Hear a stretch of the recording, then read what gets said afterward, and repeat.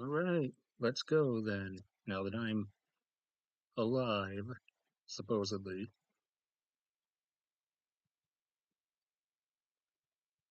Let's get everything properly set up. Where is it? Edit.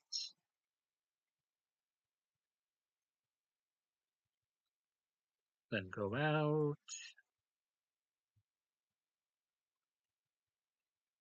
And set so I can actually earn money off the video, as opposed to just YouTube earning money off of it. Live in control room. Here we go. All right. Set for live chat, not top chat.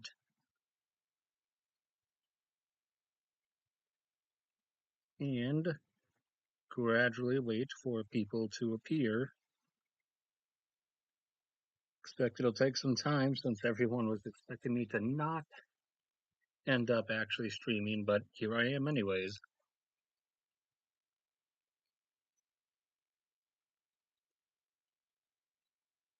Because apparently I am physiologically indecisive since I was feeling extraneously tired, but all of a sudden I feel not tired.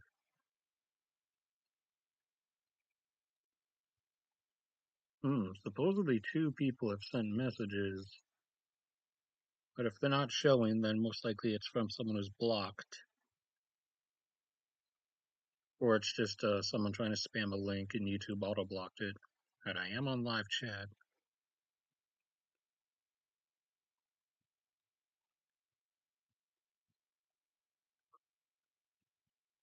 Just meander around and check a few things.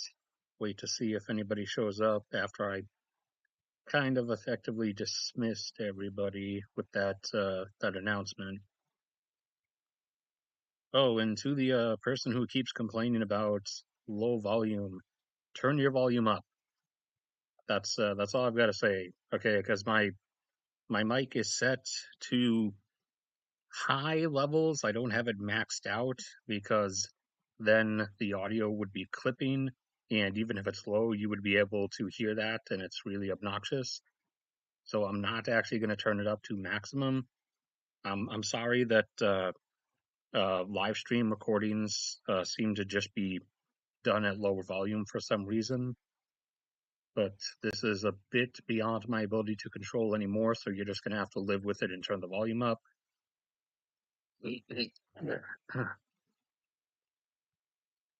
Hmm. 1 viewer or 4 viewers. YouTube is as indecisive as always. I should check my phone just to see if Josh is coming. Alright, Josh will be here soon enough. But until then, I'll police the chat myself. See if I end up actually having to ban someone for the second time ever in live streams. Like I said before, in casual chatting, I've ended up having to ban 400 people apparently from commenting on the channel at all. However, 90% of those are bots. Like 360 of them, I would say, are bots that just literally just spam links to usually some like disgusting explicit website or something. But about 40 of them have been actual people, but most of them I usually ban via comments. I've only ever had to ban one person from actual live chat on streams. And, ooh, the October edition. So this is updated data I can look through and entertain myself with until enough people show up to get the stream going. And Argentina's back over 600,000 barrels per day. All right, we got one person, well, one commenting person, I mean. 4 people in. I'll wait a little bit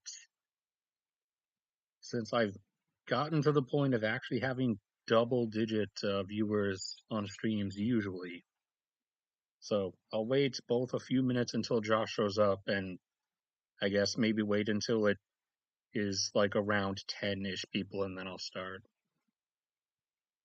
Australia, Azerbaijan, still in the mid 600s.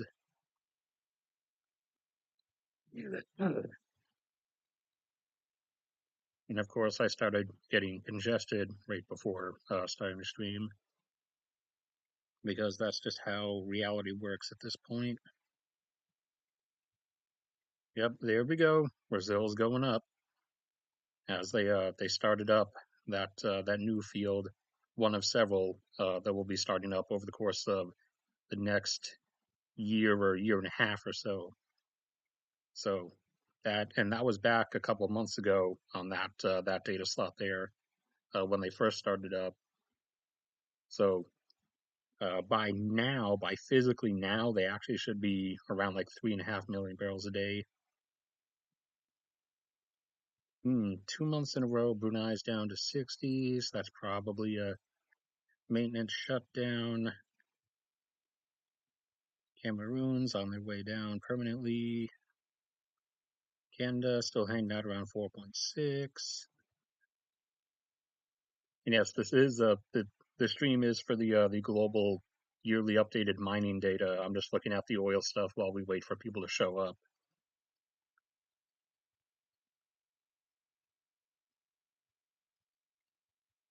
5 versus 8. YouTube doesn't YouTube doesn't know what to make of itself. Chad, China, Colombia. Oh wow, they went back over 750. They have not gone back over 750 for I think over a year. They've been staying in right around 750 itself. Waiting for people, or specifically, I guess, waiting for Josh. Ecuador, Egypt, Equatorial Guinea.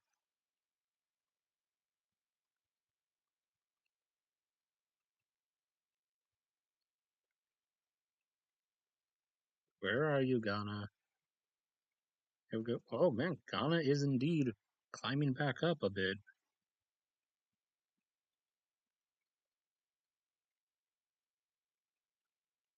Guyana. Ooh, India's sticking around down below 600 now. Indonesia right back up to it.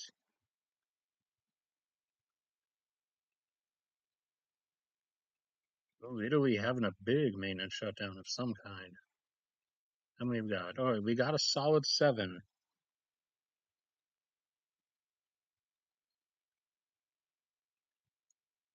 Yes and no, Andrew G. Uh, it, it, it's a huge mix of stuff.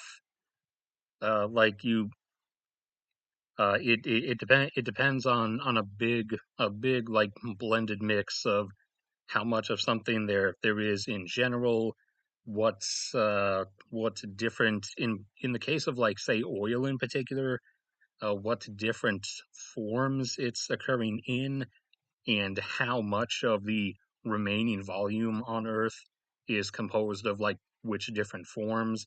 Again, just using oil as an example, like how much is shale versus how much is regular crude versus how much is offshore crude versus how much is heavy oil versus how much is kerogen. Granted, we'd have to have perpetually like $200 per barrel oil for it to be like for it to be justifiable to actually extract oil from kerogen, because the energy yield on that is like 3 to 1 at best.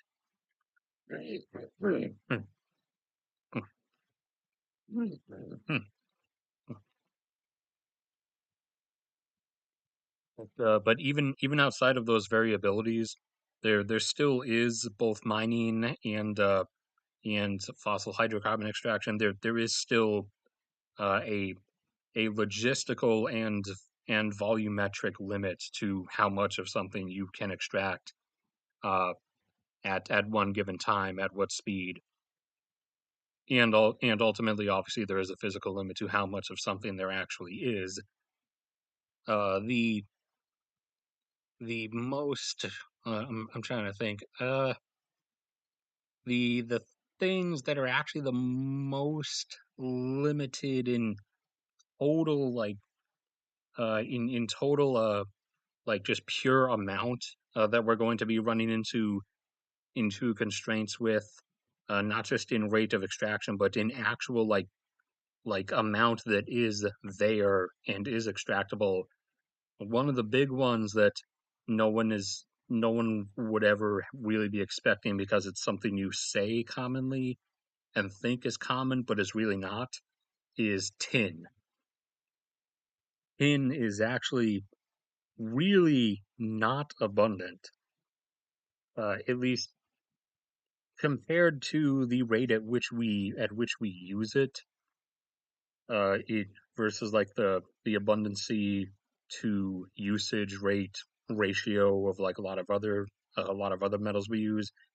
Tin is really not abundant, or its abundance does not bode well when you compare that with its with the rate at which we consume it per year.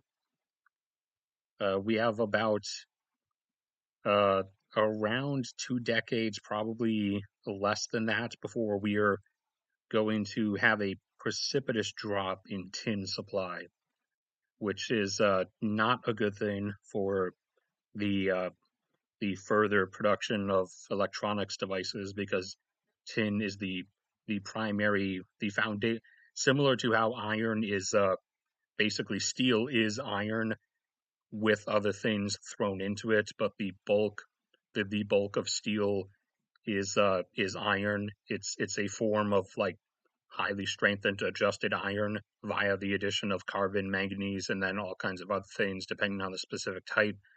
Uh, Solder, which is a a critical thing, the binding material, the linking and connective material of electronics, uh, in the same way that steel volumetrically is iron, solder volumetrically is tin.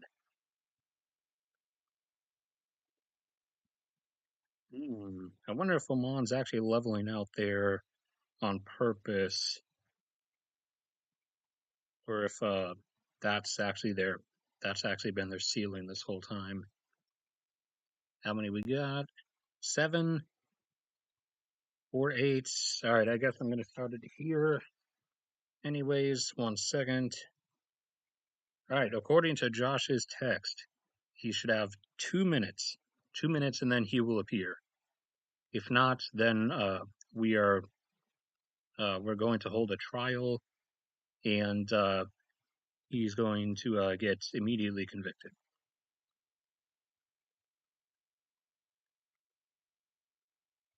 Who else we got? South Sudan, regular Sudan,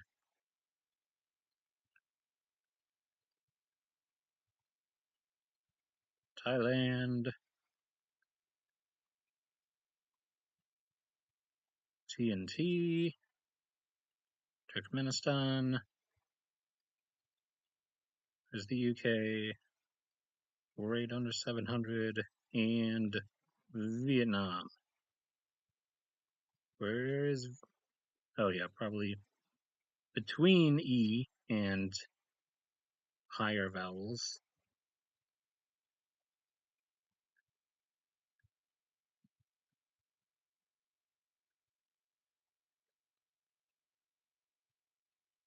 I don't do stocks. That's not my thing.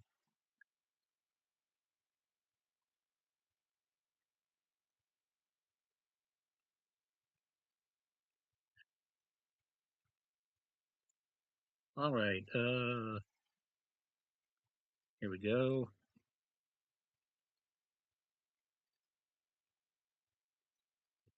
Right, where to start?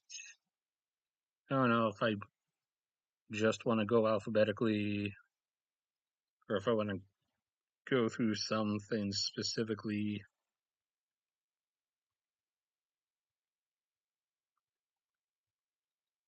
Like, well, I guess I'll start with some of the stuff I shared in that Google Doc that I put up when I thought I wasn't going to end up streaming, but now I have ended up streaming. Uh, Shift to 1, then come back. Usually clarifies the image. There we go. Lead is one particular metal resource that has peaked in production. Lead production globally peaked back in 2013, up at around 5.5 million tons per year, and has really had a drop at first, and now the continuing decline has been very, very gradual, and is just a bit under 4.5, I believe. This past year's total, this was 4 point. Oh wait, what am I doing? I can just I or did they release that total on the specific site? No, it doesn't matter. I could just go down. What was the actual total? Oh, actually came in at a flat 4.5 million tons.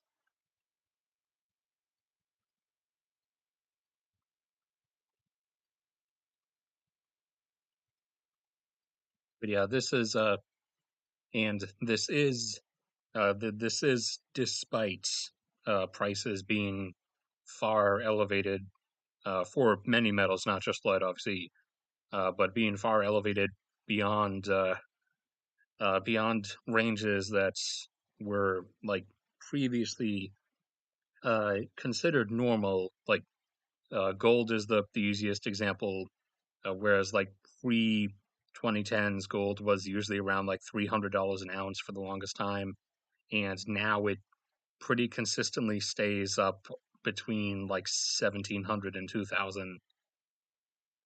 So a lot of these are before anyone tries to think that just raise prices and production continues, supply is infinite. These are despite consistently elevated prices for a prolonged period.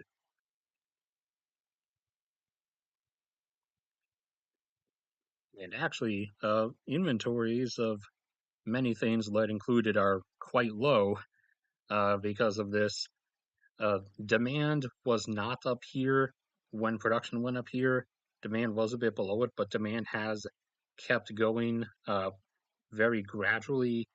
And around here, 2018 to 2019, it overtook supply and has since been running on a decent gap. And so that's why lead inventories back during the supply surge in the earlier 2010s, they got up to like I think 450,000 tons in storage, and now they're down to like only 20,000. So that's a bit of a precarious situation. However, lead is still not, or trying to not react to that reality. The other metals have finally started reacting to reality. Like zinc in particular has finally started realizing that its inventories are only at about 50,000 tons in storage compared to the 1 million tons that they were at back in the earlier 2010s.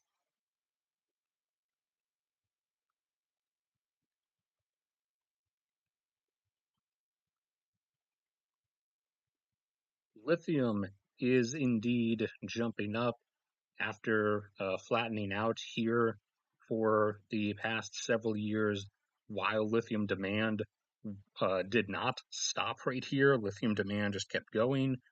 COVID in 2020 caused it to go up slower, like instead of up like this, straight vertical, it went a bit shallower angled. But then once you got about halfway through 2021, it resumed to just going straight up again. So production from mines is still behind demand, and that is, kind of the reason why lithium prices have jumped over the last couple of years from being around $10 to $15 per kilogram up to now being around $70 to $80 per kilogram. And lithium production from mines and brine fields is trying to catch it, but it has not caught up to supply just yet. And a huge chunk of these additions, as you can imagine, are coming from that massive that that set of massive, like dozens of miles wide, flat, dried up, flat lake beds up in the Andes down in South America. That the white sand there that makes up those dry lake beds isn't sand in the regular sense. It's actually lithium salt. So if you zoom into that on like Google Earth or something, you'll go down and you'll eventually see like rows and grid setups of lines running through it at various points on the edges, and those are pathways of trucks and excavators going through and digging it up, and then they bring it back to a set of pools that you'll usually see very close by that look like a teal shade, and that's where they put it in to actually separate it out from the other minerals or the other elements that it's attached to in that salt. And so this most of this like surged production has been on the parts of Chile and Argentina, and also some bit from Australia as well, because Australia does have a fair amount of lithium, just not in that kind of form. It's in its regular mineral form. So Australia is doing just regular, uh, giant open pit mining. I think their concentration of lithium is down in the southwest part of Australia, and how high we might be able to push lithium production, I'm not sure. It should go up a bit more this year, 2023. However, they're going to hit limits quickly because Bolivia, who has the biggest of those giant high Andes dry lake beds covered in lithium salt, the biggest one is located in Bolivia, but Bolivia keeps changing its governments like every other year through, not democratic means. So it's not that stable. And also the mining industry is not really all that confident in being able to set up stuff reliably because of past experiences of it, uh, you know, being of funds being embezzled and equipment being, well, we'll just say it disappeared and then parts and pieces of it got hustled on the black market. So they're not really all that eager to try to set something up in Bolivia because they're not too trusting of it. But Chile and Argentina work fine, so they're mining lithium or extracting lithium rather from the deposits or the formations in Chile and Argentina instead. Thank you, Nebraska, for 20 undeserved dollars. I assure you, I promise you, making Excel graphs is not not worthy of financial contributions. And I don't even pay for Excel. I use the free version online because I'm cheap.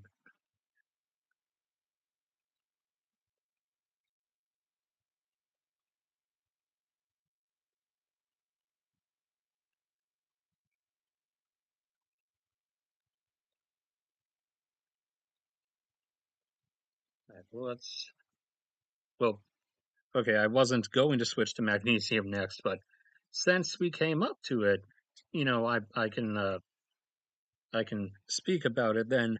So this is a fascinating thing to watch here. Uh, magnesium was, it was going, and a decent chunk of this, if I recall correctly, is actually from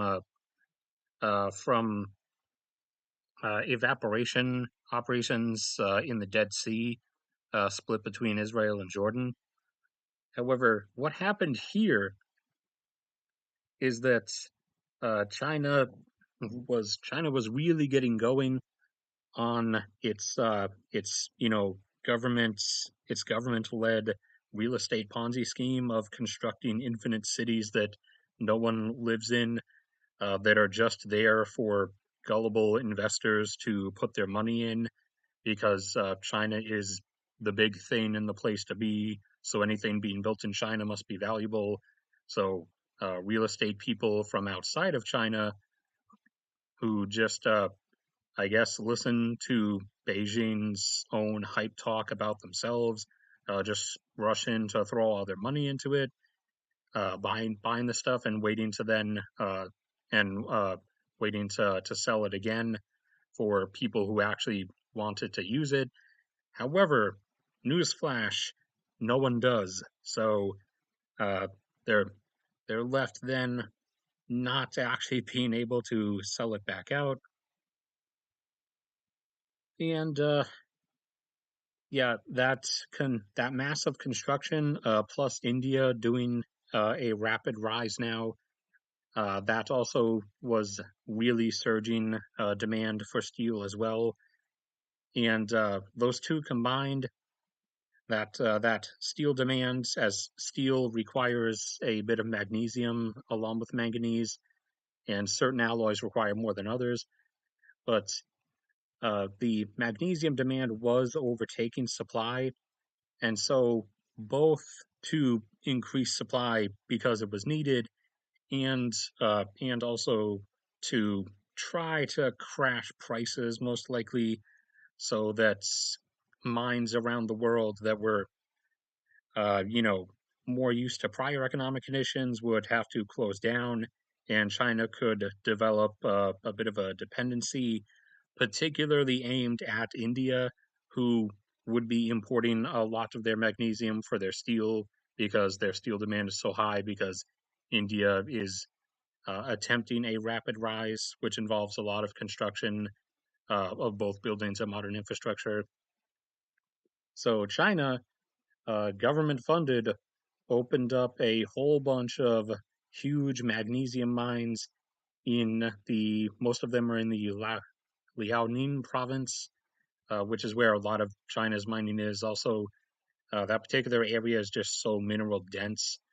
It is in the southern part of the Manchuria region, which is also where in the past most of China's oil was coming from, which that combined with the mineral availability, secret, not secret, that's why Japan invaded Manchuria in World War II, was for those resources. It was not simply because, you know, quote unquote, proximity to Korea or for a sphere of influence or whatever. It was because the Manchuria region had stuff that they wanted. And actually, if you follow the undulating path of their invasion, of which areas of China they went into, you'll find it kind of follows a pattern of where critical resources were found. But anyways, yeah, the magnesium mineral deposits in the Liaoning province are huge. They are like gargantuan. So the output that's able to come from those is like unfathomable. And so their plan to crash prices did work. However, prices have spiked on and off again since then due to various factors. But magnesium demand is still down like around here somewhere. So yeah, that's a thing. Ooh, manganese, the other Mg one. Its symbol is actually N or Mn, but manganese is going to be in an interesting situation once once South Africa falls apart because of we go to uh, manganese. Yeah, not too bad. It's not like the rare earths in China issue, but you know, over a third of global manganese supply comes from South Africa. So that's going to be an issue as South Africa continues to deteriorate. Even if it doesn't like fall apart, there is still the issue of, their whole imploding power grid system that's a mixture of financial embezzling, corruption, uh, poorly constructed infrastructure due to like backdoor deals with certain companies to ensure certain things. Their whole power grid system is constantly failing further and further year after year. This last year, 2022 in particular, it got so bad that during some months the entire country was like without power for like 12 hours a day, and that includes mining operations. Like I said in the previous episode, mines do have, their own like massive generators they can use, but those are only meant to, run for like a few days in an emergency. Like, and the idea is that they run until power is restored. But if reliable power isn't going to be restored, then that's going to start causing output issues. But so, yeah, manganese itself is plenty abundant. However, that particular factor is putting manganese supply at risk, along with other things, especially the platinum group metals, which the entire world is exorbitantly dependent on South Africa for, and chromium, as South Africa supplies about half of all the world's chromium. Now I should check chat like a responsible person. Oh, Josh is here.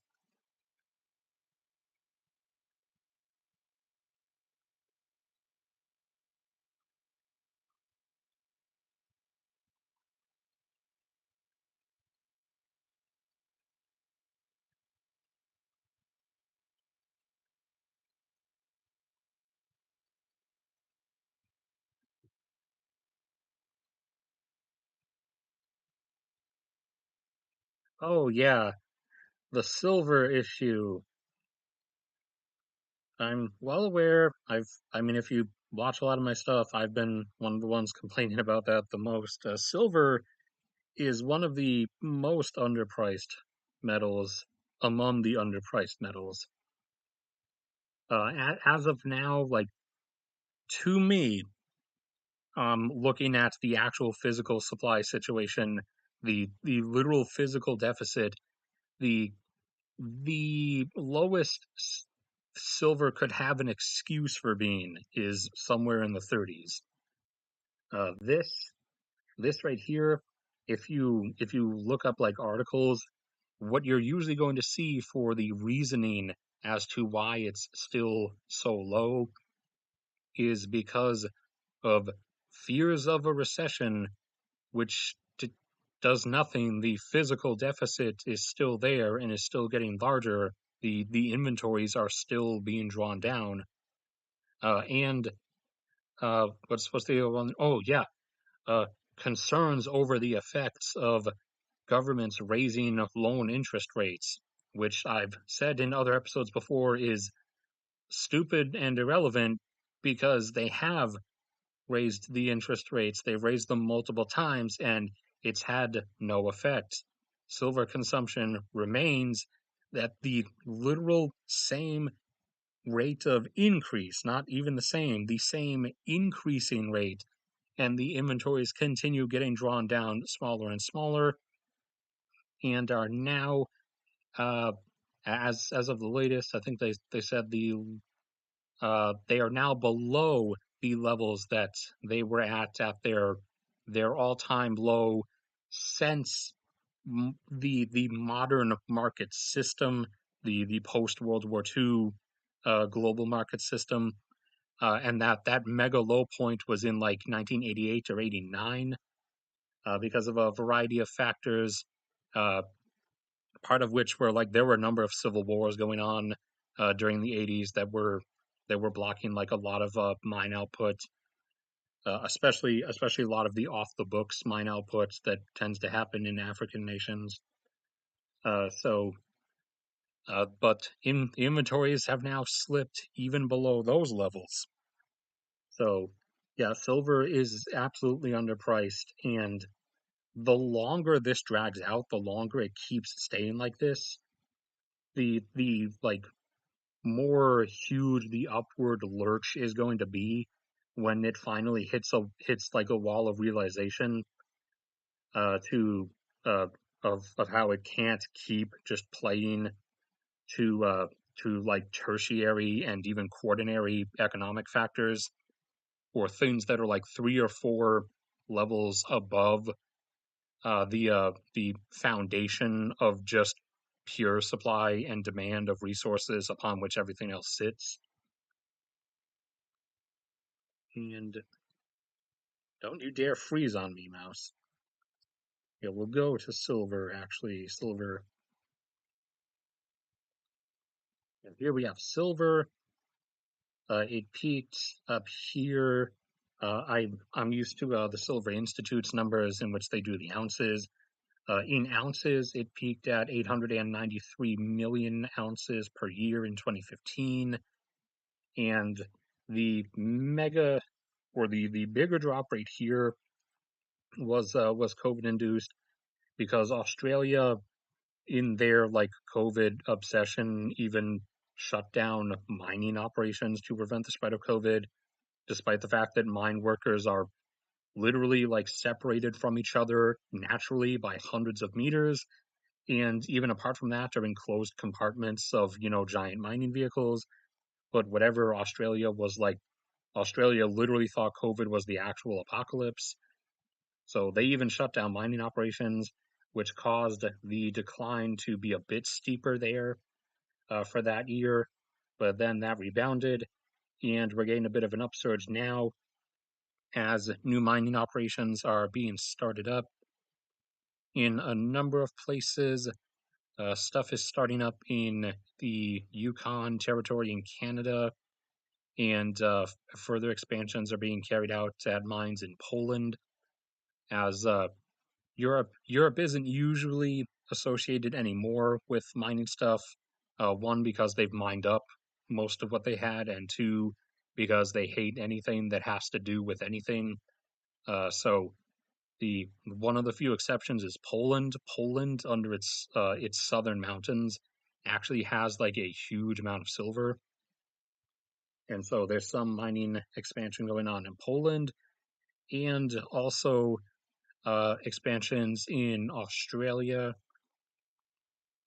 and the startup of some operations in Indonesia and I think Papua New Guinea. So that has given a bit of a resurgence there, and we will see how far that's able to come back up.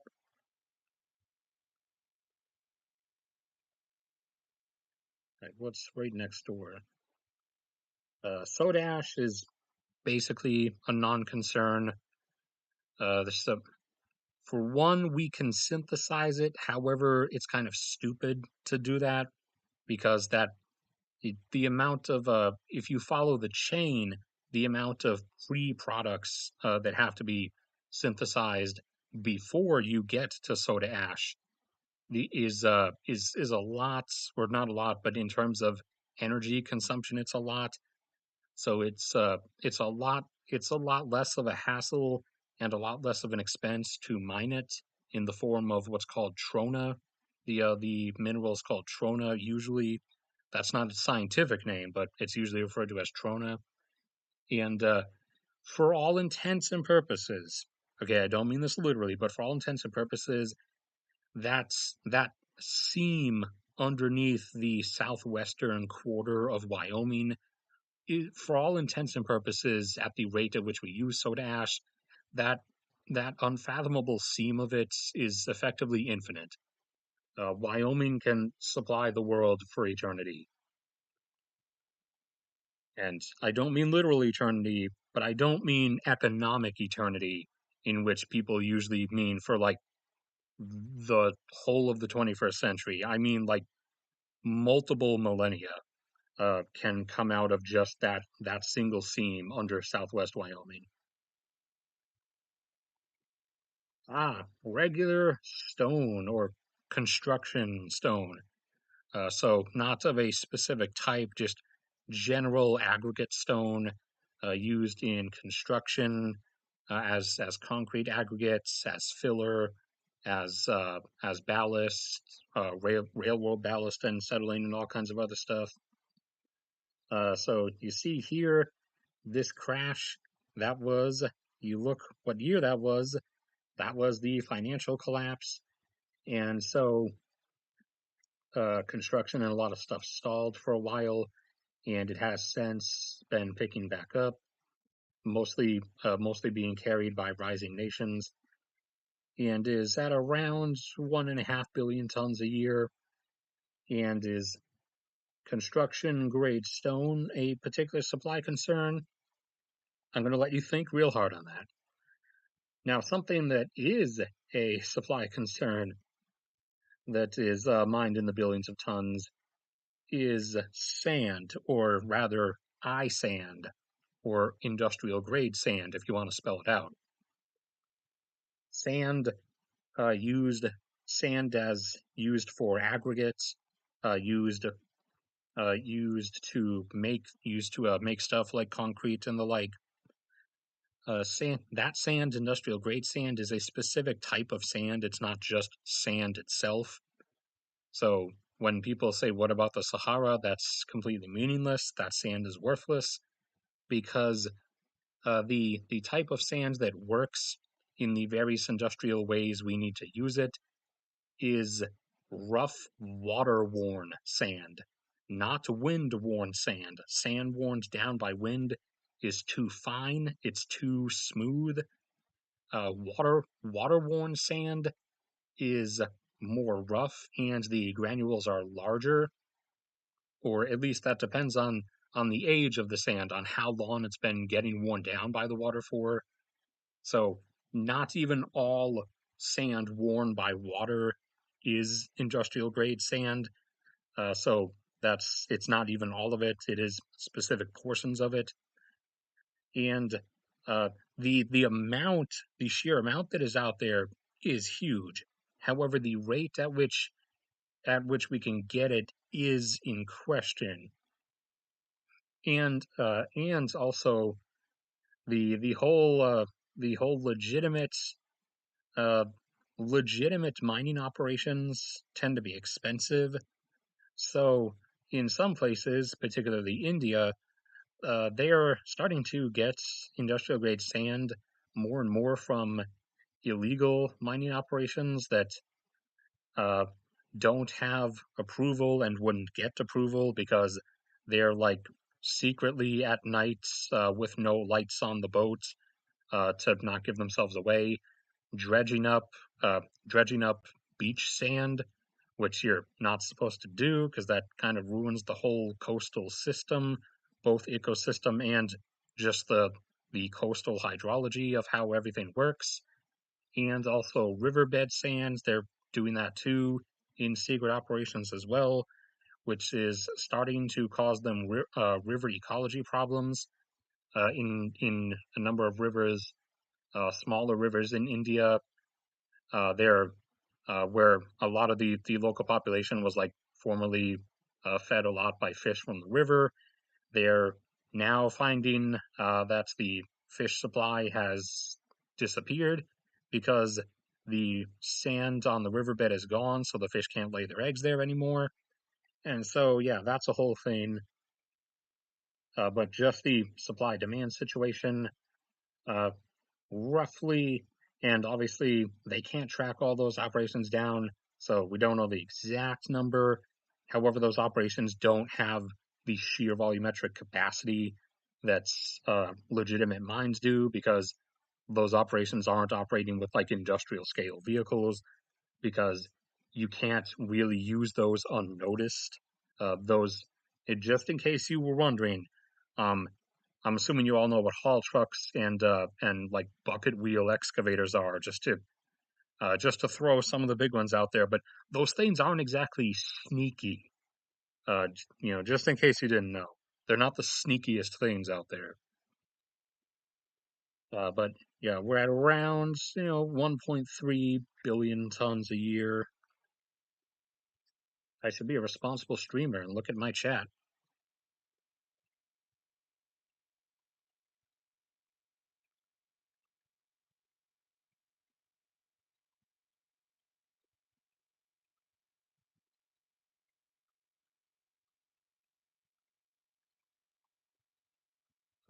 Censored chat.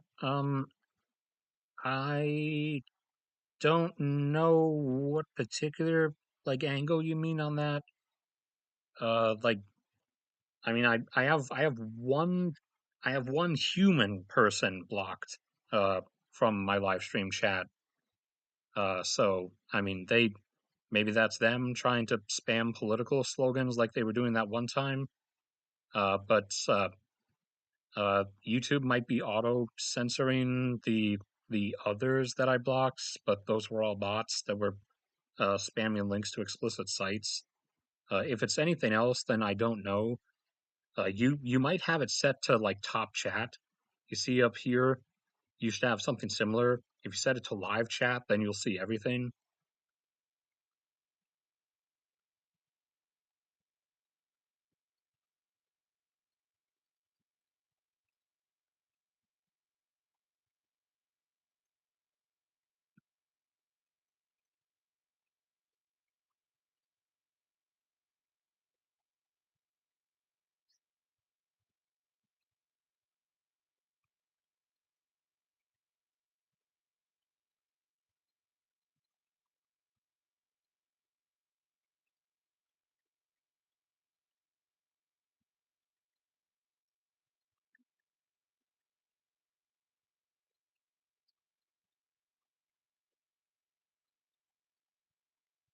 Okay, all right. It was the top chat thing then. All right, where's the? Oh, yeah, I forgot. It's here. It's a separate thing. Uh, oh well, I didn't realize where we were for a second. But yeah, iron. So this was not a peak in production. This was a necessary collapse because iron production overshot global demand. A decent chunk of that, a decent chunk of that was mines flaring up in China and India, and as they were uh, as they their demand, like I said, obviously for steel was surging, and so they were opening up a bunch of mines there. However, then uh, particularly China ended up shutting a lot of them down because for one, iron from Australia is cheaper, and for two, also they that was like China's internal system is kind of weird. When they were doing like their quotas to reduce CO2 emissions, so the Beijing will literally just pass edicts down to the provincial governments, and then there's no like actual plan. Uh, Despite what people usually assume about the Chinese government, so then the provincial governments just have to like figure out how to do whatever Beijing is asking them to do, and that was also like a factor in the fact that China is now having a bunch of blackouts and people are freezing to death in their homes in the northern provinces because there's no gas for heating, and a lot of the coal stations were not given enough coal for power generation because during this last year's like ultra high zero COVID measures, it was Xi Jinping, the great leader himself, constantly telling them maintain zero COVID, and in, that they were just like, oh, okay, we'll do this. All right, that's not working. Then we'll do this, and they kept doing more extreme things, and they needed more and more money to do these extreme things, and they had less and less money available because less and less people were working, less industry was going on, so they weren't getting as much tax revenue. So they decided to just start not paying for some things, like not ordering enough gas and enough coal, because they figured, well, uh, Beijing wants us to keep the COVID numbers low, so obviously they care more about that than about the other stuff, and you know they won't worry too much when inevitable bad consequences come about. And now inevitable bad consequences have come about in the form of mass blackouts and people freezing to death all over the place. But anyways, yeah, I was just going to come in here and show you Australia's gargantuan share of global iron supply. Brazil is working their way up there, although in their case, I'd rather they not, because that kind of involves them deforesting the Amazon. China's sticking a bit under 400 million tons.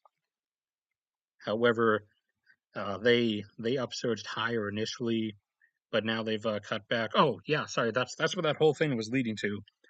Uh, so so some of the things they did the same thing with Beijing, like just ordering the provinces lower our CO2 emissions so that we can say we have lower CO2 emissions and look better on the global stage. And the provinces just did random things. And one of the things that Liaoning and Lining provinces did, the ones in southern Manchuria where most of China's like metals are, is they figured, well, uh, we can't, we can't generate less power because the people need power. But the mining industry, yeah, we'll just shut like a bunch of that down, and that'll stop emissions. And that won't be too bad because it's just the mining industry. And lo and behold, all the other stuff that gets done that China's economy kind of depends on is like dependence on the mining industry, like especially the need for iron, for all that steel, for all that construction, for that government funded real estate Ponzi scheme. So then they suddenly put two and two together, and there were supply issues, and it was a whole thing. And the moral of the story is that stop idolizing totalitarian governments like there's some like magnificent bastion of like rational thought planning, because they're not. They're actually, in most cases, they end up being far more incompetent than non-totalitarian governments.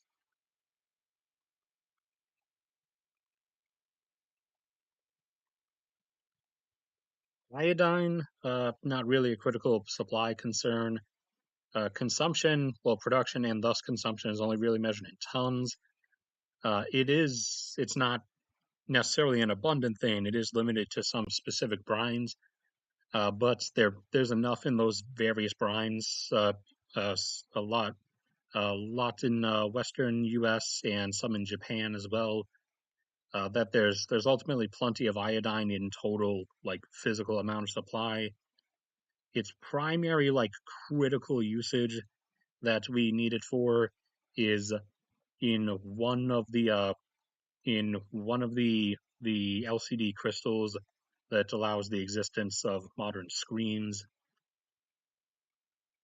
Indium is quite critical in the form of indium tin oxide, which is the nanoconducting substance material that can be arranged in a like nanoscopic grid format that allows the existence of modern flat screens.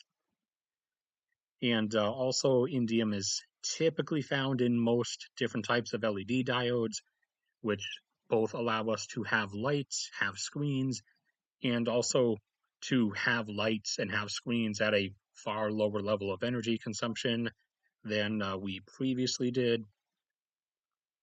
And indium supply is okay. A lot of it is tied like several other similar to several other things like gallium, germanium, and tellurium. Indium supply is tied to the extraction of other metals because it's most commonly retrieved as a byproduct during the refining process for those metals. And when I say those metals, what that usually translates to is copper. So copper production has still been going up, and thusly indium production and production of other copper-dependent things has still been going up. Not a mineral, but helium is included in the MCS. So I include helium here, and helium production globally has been on a plateau for over a decade, and stores or inventories, quote unquote, of helium have been getting constantly drawn lower and lower.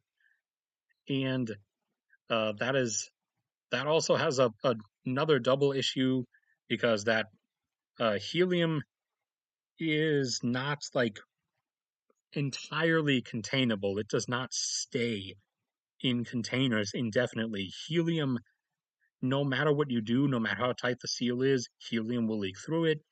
And also, although I've had weirdly people try to insistently deny this, but this is the case, unfortunately, helium just straight up leaks through solid walls at the nanoscopic level.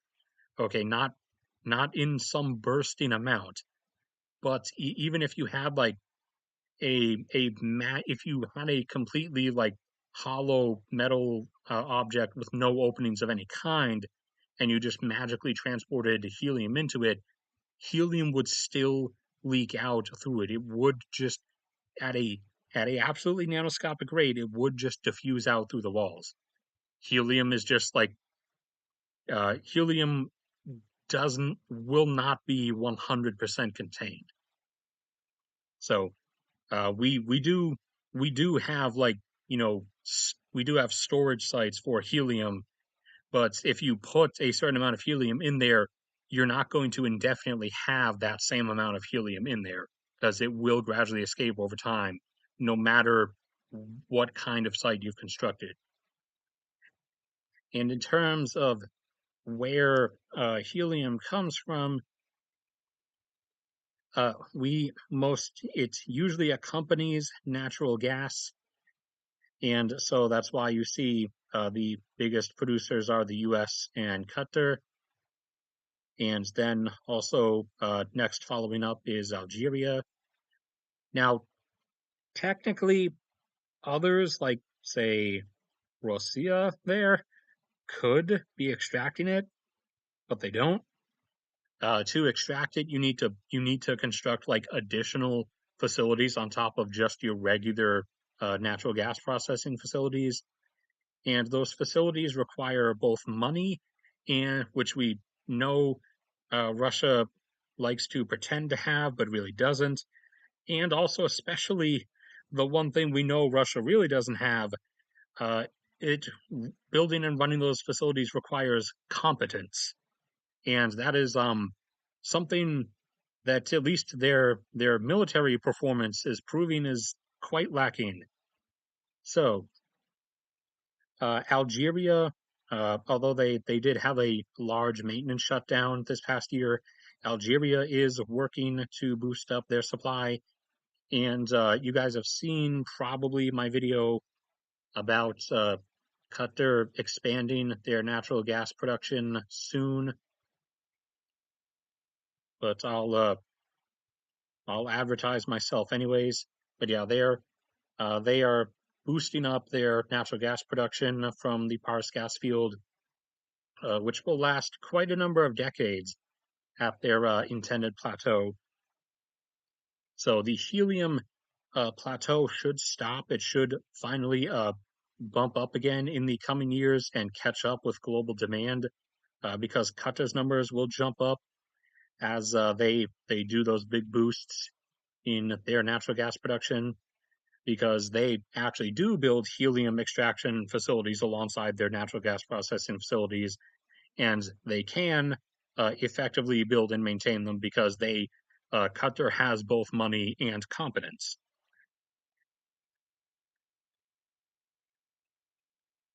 And now it's time for me to check chat like a responsible streamer.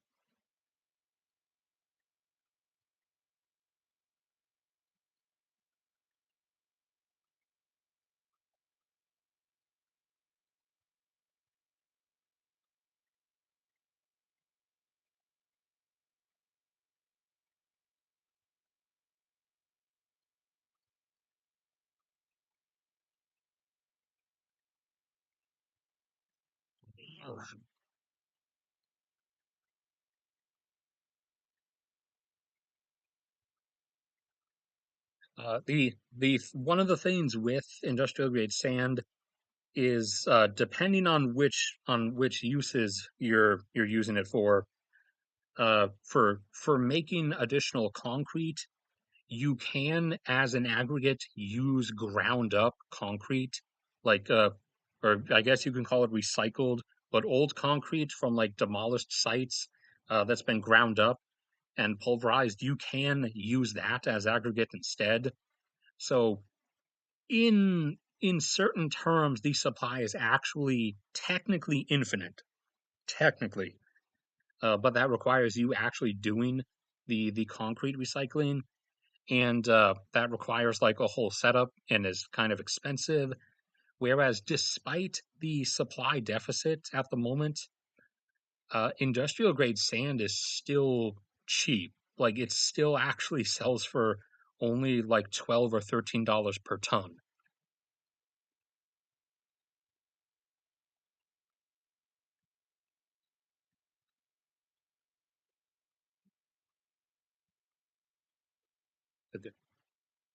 Oh, don't bring me down this stupid 3D printed road.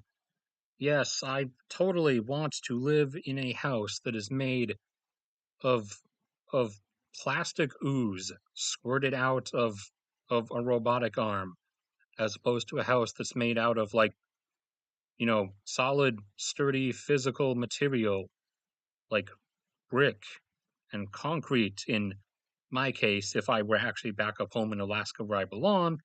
But I'm still trapped down in the southern states after I lost my job 3 years ago because 2020'd me. But back up home, we live in concrete buildings because one, they're sturdy and steady, and also we need like thick stuff. We have like big gaps in between the wall layers, so we have an extra like few feet of insulation in between because obviously up home is Alaska and Alaska is Alaska.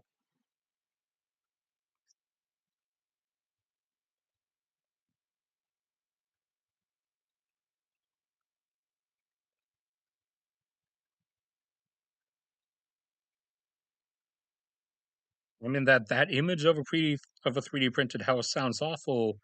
Uh, the unfortunate reality is that that image is actually real, and they are trying to sell those to people. If you can find it somewhere. Like they even made a big happy article about it. Like the first 3D printed homes are now on sale, and it was like a big arch crane standing over a place, and it had the robotic arm down with the ooze spewing nozzle, and it traced along the outline of the walls, and was it literally looked it basically looked like giant gray toothpaste.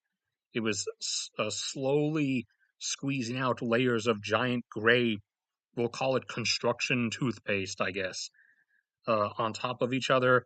And I'm just like, houses aren't supposed to be made out of Play-Doh. Like you guys are children apparently. You never stopped being like five.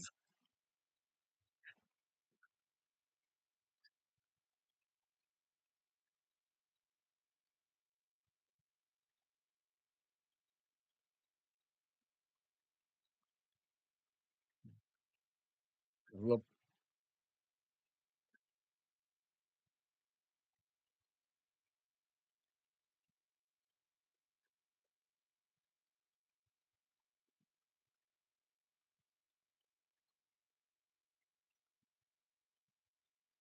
helium did not just gravity. Helium's lighter than everything, or almost everything. I mean, I'm sure there's like some exotic, like dark physics voodoo matter or whatever out there, but helium is generally the lightest thing, and it also is the most immediately expansive thing. It refuses containment. That's just what it does. Graphite, there's no real supply issues with. I think the main suppliers at the moment I think are the U.S., China, and Turkey. Although, well, Turkey is going to be becoming a problem in the same way that Russia has now become a problem for a lot of stuff. Because you guys that have been on my streams and videos before, Turkey's made it clear they want to go down the whole Ottoman Empire restoration route. And while everyone's okay with them right now, just invading northern Syria, that's not where it's going to end. Obviously, the you guys get the picture. It's going to keep going, and it's going to pass the point where one, they're going to get kicked out of NATO, and they're going to use that as their excuse to probably then attack Greece, or they might get kicked out of NATO for attacking Greece and trying to seize those islands off the Turkish coast. Uh, if their patience runs out, because they're trying to get kicked out of NATO, even though you can't, but you kind of can. It's a jumbled mess of how it like works. But they're really trying to, and I'm pretty sure they want to use that as like one of their excuses to go after the Greek Isles, because they want to restore everything that the literally the same crap Putin said about historically Russian stuff. Erdogan wants to restore, you know, the historically Turkish things that the Turkish nation has the right to. Blah blah blah. Everybody die, everybody give me what I want. It's the same story every time. For thousands and thousands of years, it is the same exact story. Gold. So gold has hits a flat off, and there's a chance 2018 was its actual will end up being its actual peak, but there's also a really fair chance not, and that it will go up slightly higher. However, its scarcity and the various constraints on potential and ongoing operations around the world make it very unlikely that if it goes higher than its 2018 peak, very unlikely that it will exceed 4,000 tons of production in a final peak. However, it could if every bad factor going against it suddenly like gets out of the way. However, that's very unlikely to be the case. But it has similar to silver. It's had some boosts. A number of those from mines continuing to open in the Yukon province of Canada and back up home in Alaska.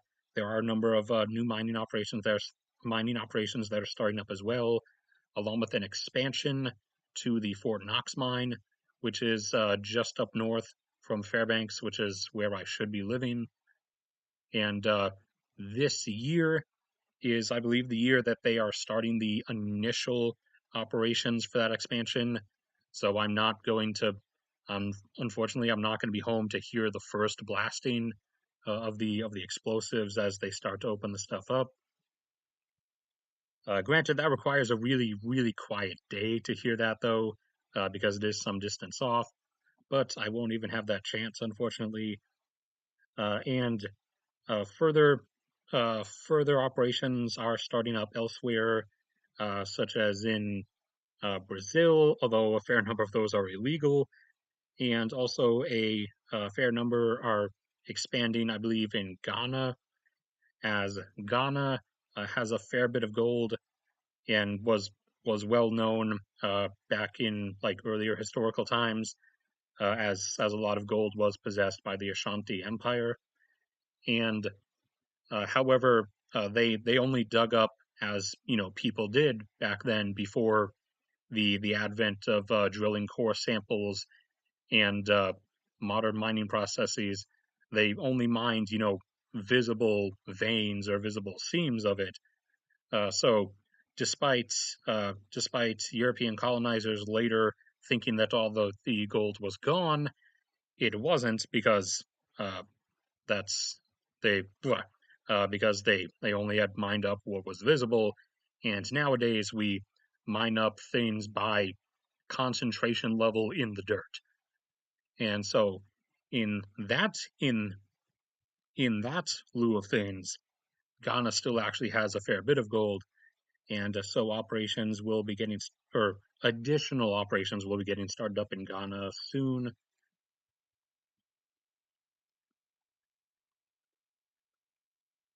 Garnet, that's not referring to jewelry. That's referring to a specific type of rock, a specific type of crystals that are used for abrasive blasting. Uh, for for you usually hear it referred to as sand blasting, probably. However, a lot of times it's not sand that's actually being blasted out with the air current. A lot of times it's really sharp micro shards of garnet that's used for the abrasive blasting process, or wearing down, smoothing out surfaces via that means. And it did not peak as in availability. This was another China mishap thing, like with global iron production, where they decided they wanted to do stuff and also crash prices to have mines in other places shut down and form a bit of a dependency on them. Or I guess the better comparison is their magnesium approach. But whoa, what am I doing? But yeah, they did that with garnet, and so it's come back down here now. Gallium is similar to indium and tellurium and the others. It is pretty heavily dependent on side extraction from usually copper mining. And so as copper production keeps going up, gallium availability will be able to keep going up. However, you only see it start to go up here because right in the later 2000s is when uh, screens made the general transition to being mostly flat screens in every instance, and that's also when the energy efficiency wave started to get going, and everyone at first in the later 2000s started using CFC lights, and then once you hit the 2010s, we started using LEDs, and most LED diodes contain gallium. The individual little microscopic flecks or little tiny squares of metal that's the two gold wires, the two gold nanowires are connected to, that when electricity runs through that little square of metal, it lights up. Uh, those those individual diodes are usually a specific alloy of gallium and something else, depending on, for one, what color you want, and also the intensity of light you're going for. So it's usually like gallium indium, gallium arsenic, gallium aluminum, gallium tin arsenic, gallium insert other combining metal here. Fluorspar. Fluorspar is a mineral containing fluorine or fluorite, from which we then get the individual elements fluorine, and usually then immediately make hydrofluoric acid or some hexafluoro compound. I believe it's called cryolite, I think, which is the critical component for refining aluminum, for separating aluminum out from the actual like bauxite ore and from the alumina. So that's like the dominant thing that fluorspar is needed for, and there is plenty of fluorspar on the planet, so you don't have to worry about a supply of fluorspar. The reason it keeps increasing is because demand for aluminum keeps increasing, especially from rising nations as people there are actually able to purchase vehicles and the like, and also more and more stuff is built, and also still from China as they keep doing their whole real estate Ponzi scheme thing, which is starting to come apart as people finally started catching on to it And so investors have started fleeing from the Chinese real estate market since it's not actually real. And I believe it was 12%, 12% of the market value fled last year. And that is as of the end of last year. So I don't know how the process is going so far this year. And for fluorspar, if I remember correctly, the biggest supplier is Mexico. Mexico is loaded with it. Oh, no. Wait. Okay, sorry. So for everyone not China, the biggest supplier is Mexico. China is the biggest supplier just in general. However, China is supplying, drumroll, China. You know, just so everyone knows, when you see big numbers in terms of resource production from China, with the exception of rare earth metals, the general rule of thumb is China is only supplying China. Because if you had like demand by country side by side here, you would also see equally huge numbers beside China. But oh man, I didn't see that earlier. Canada must have shut down the Newfoundland mine. So Canada produces some bits primarily from a deep underground mine underneath the island of Newfoundland. So I'm assuming it's on some large maintenance shutdown for a while. But a huge chunk comes from Mexico. Another huge bit comes from Mongolia. Looks like they've had a shutdown as well. Mongolia isn't really supplying the world markets. They are also primarily supplying China. South Africa is supplying the global market, however, and obviously that supply, because of factors already spoken of, is now at risk. Now I should check. Oh, looks like there hasn't been too much.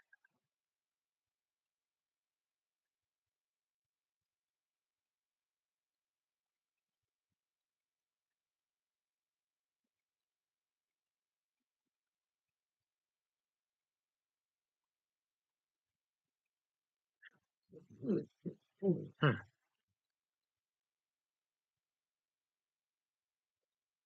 Ah, there we are, the one we've been mentioning this whole time. Copper.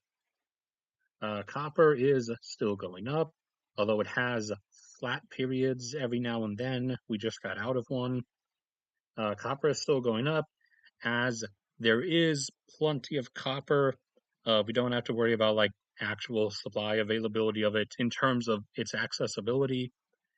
It's going up with the big contributors being Australia, as Australia still has quite a lot, and Chile, the big global mega producer, as the western face of the Andes Mountains, which Chile is basically nothing but the Andes Mountains. The western face of the Andes Mountains is essentially nothing but copper. So as long as Chile doesn't decide to suddenly violently fall apart, which they don't look like they will, that's more Bolivia and Peru's thing at the moment, at least in regards to South American nations. Chile seems fine. They just aren't making the best decisions at the moment. They've started they've started stamping denials on mine maintenance requests and expansions. So actually, there is a bit of risk in that as well. But in terms of its general existence, at least, I guess I should say, Chile is there for everybody. Chile has plenty, and copper is the material from which a lot of the other stuff gets extracted alongside, such as critical stuff like tellurium, gallium, and indium. Cobalt is still going up, and thankfully now the bigger increases are coming from further expansions in, sorry, in Australia instead of in the Congo, because the cobalt mined in the Congo is mined with child slave labor, which is why if you can, you should go out of your way to not use cobalt containing lithium ion batteries. However, uh, they don't always list that they contain cobalt or not. Although, I mean, if you have some kind of magnet on you and you uh, pull the battery out of whatever device it's in first, obviously, and hold your battery out. If you run a magnet along it, the magnet will stick to the sections that have cobalt, so that you are able to tell. And I was pleased to find out that HP, who's the company whose laptops I prefer, they stopped using cobalt in most of their batteries after the big child slavery expose, because I originally did that test on the batteries to my two older HP laptops, and the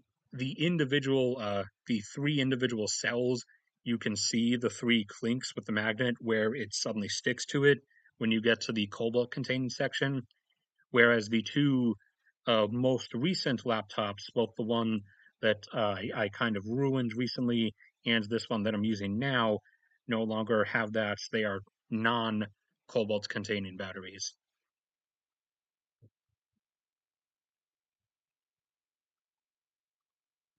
And obviously, the real big reason for this explosion is because of EV batteries and also the stupidest idea that's ever been put on the face of the earth, grid scale storage batteries.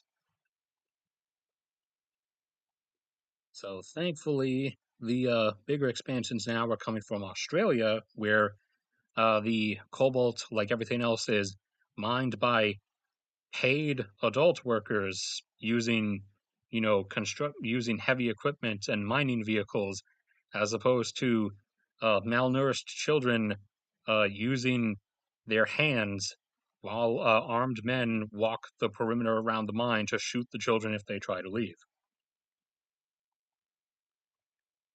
Clay, not really a supply concern. You can see patterns ebb and flow with both economic conditions, and which then obviously correlate to periods of construction. There was a massive upsurge, which overshot global demand. So that's why it was declining a bit before the financial collapse, which then made it go down like that and kept it down for a bit before it's been going up like this since then. Chromium, in terms of global production, has peaked a bit. However, there is plenty more, so it should be able to go a bit higher, or at least it should be able to plateau here for a while. However, it's slipping a bit, and you'll never guess who's at fault for that. Did you guess South Africa? Because the answer is South Africa, because of their constant power grid collapse issue, giving them severe problems, keeping their mining operations at full capacity and up to speed. So those problems are already materializing, and I will show you why it's even worse for chromium for chromium than it is for manganese, because roughly close to 20 out of 40 million, roughly half of the world's chromium supply comes from South Africa, with a bit like 15% coming from Kazakhstan, although Kazakhstan could do a bit more, and another 15% or so coming out of Turkey. And Turkey, as we mentioned, is going to become a problem. Check chat like a responsible streamer.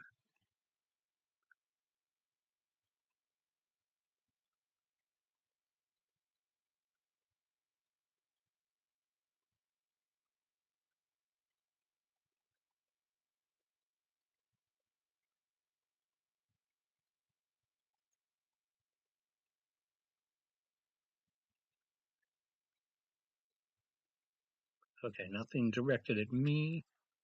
So continue on. Cadmium, not there's no real supply issues with cadmium, and its production will follow demand. It's kind of a niche metal, anyways. It's primarily for nickel cadmium batteries, which are what we use for tools, for like power tools and stuff, because nickel cadmium batteries can release the most energy the most quickly. So that's why they're better for things that require like a large amount of power. They do have their issues though that don't make them that good in other applications. However, they are the appropriate choice for use in tools, and so their cadmium demand isn't too high. Boron had a similar situation to with the China stuff, but not because of China this time. This was actually because of Turkey. So Turkey is the source of a lot of the world's boron. A huge amount of the world's boron is occurring in minerals in Western Turkey, so that's going to become a problem. And Turkey opened up new mines and expanded mining operations in the mid 2010s, and we had this massive upsurge in boron supply. However, it way drastically overshot global demand, and so they had to, curtail a bunch of stuff, and it crashed back down to where it is now because the price just mandated that, and the global demand is higher than this. It is not global demand is not this low. However, this massive upsurge built up boron inventories, which are still being relied on now because they got so huge. So, and that's kept prices at a point where it's curtailed a bunch of stuff back down to this level. And boron, for those unaware, is its primary thing is as a glass component. It is needed for it's needed for glass cookware, glass that's going to like contain food and drinks and stuff, especially for glass that's intended to be around high temperatures. So anything meant to go in an oven, uh, scientific instruments and stuff in laboratories, anything meant to hold something corrosive, and the really big one, it's needed in fiberglass, both in the fiberglass that constitutes some construction material, like in aircraft and in wind turbines, and in the fiberglass that composes insulation. And speaking of information, which I accidentally said, it is a critical component for the type of fiber optic glass we use for fiber optic cables, which allow the existence of instantaneous communication that we are utilizing right this very second in this stream. Beryllium fluctuates on and off with demand. It's one of its primary things is for aerospace electronics and aerospace alloys, especially especially guidance systems for military munitions and for as an alloy for the specific alloy of uh, the control surfaces or the fins on missiles. So during times of conflict, you will see prices rise, or immediately following conflict, and you will see demand start to spike up.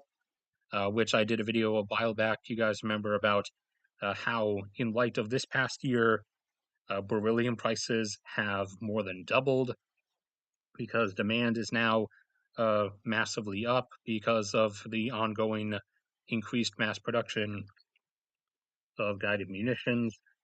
And here in the 90s, you remember what happened right back here, the first Gulf War, and and immediately following that, obviously, a lot of guided munitions had been expended, so stocks were being refilled, and production was up. So supply came up to meet it, and then went back down until after uh, After Iraq 2003, it jumped up again, then fell down again. And then since then, it has been up around here, primarily because of increased communication stuff and massive spreading of like cell phone usage and access across areas of the world that previously didn't have it. So because it is also used in a tiny minuscule amount in each cell phone and in each like computer in a specific alloy uh, for for spring contact springs or little tiny micro springs that are serving as electric contacts. Because if the beryllium was not added to the copper in that spring, in that tiny little micro spring, then the sheer like pathetic scale of it of the copper would deform on like the first button push that you do. However, adding a tiny minuscule bit of beryllium to it means that makes it rebound into its original shape even after thousands and thousands of pushes of a button. So as electronics access was spreading across greater parts of the world, demand from that form of it started to increase. And now, following 2022, demand has massively increased again. However, as you saw, there is usually a bit of a supply lag with that. And most beryllium comes from the US, and specifically most of that comes from western Utah, northwestern Utah, or no, I think midwestern Utah, I'm pretty sure. But it's specifically from a place called Spore Mountain. And yeah, the US is responsible for around like 70 to 80% of global beryllium supply because beryllium is really, really not abundant. It is very scarce, and it specific locations on Earth had specific things happen geologically that's ended up in certain metals and minerals being concentrated in specific places, and them even being able to do that depended on like untraceable amounts of like geologic activity before that. And the only like real place where a huge amount of beryllium has become concentrated is around Spore Mountain in Utah. However, there are other locations. There is a bit in a place in China. There is actually a fair bit in Brazil, but they haven't done a really good job getting at it. And there is a decent big chunk in Mozambique, and Mozambique's extraction of it has been increasing. And there also is theoretically a decent amount inside the mountains of Madagascar. However, Madagascar has like the same kind of untrustable issues that Bolivia over in South America has. So mining industries aren't really all that eager to go in there.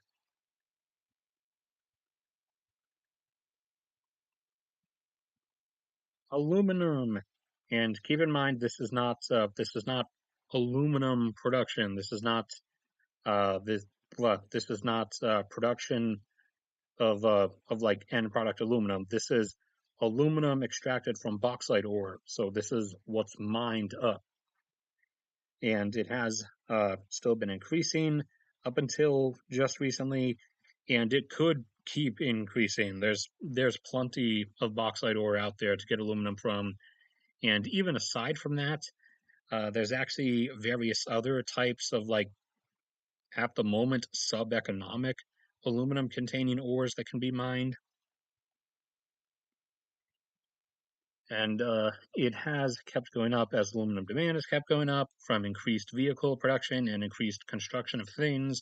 A lot of that's coming from China and India, but that now also starting to spread out through other rising nations. And the biggest supplier of aluminum is, well, actually China, but okay, again with this common theme, the biggest not China supplier of aluminum, supplying aluminum to, well, technically Australia's aluminum mostly goes to China, or their refined alumina from bauxite ore mostly goes to China. But they look, but Australia is the biggest non-China one, and behind them you have India, who is primarily supplying themselves. You also have Brazil, who's been picking up in recent years. Their aluminum primarily comes to us in the U.S.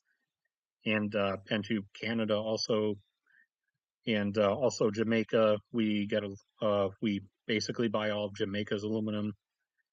And then where are you? Where do you guys go?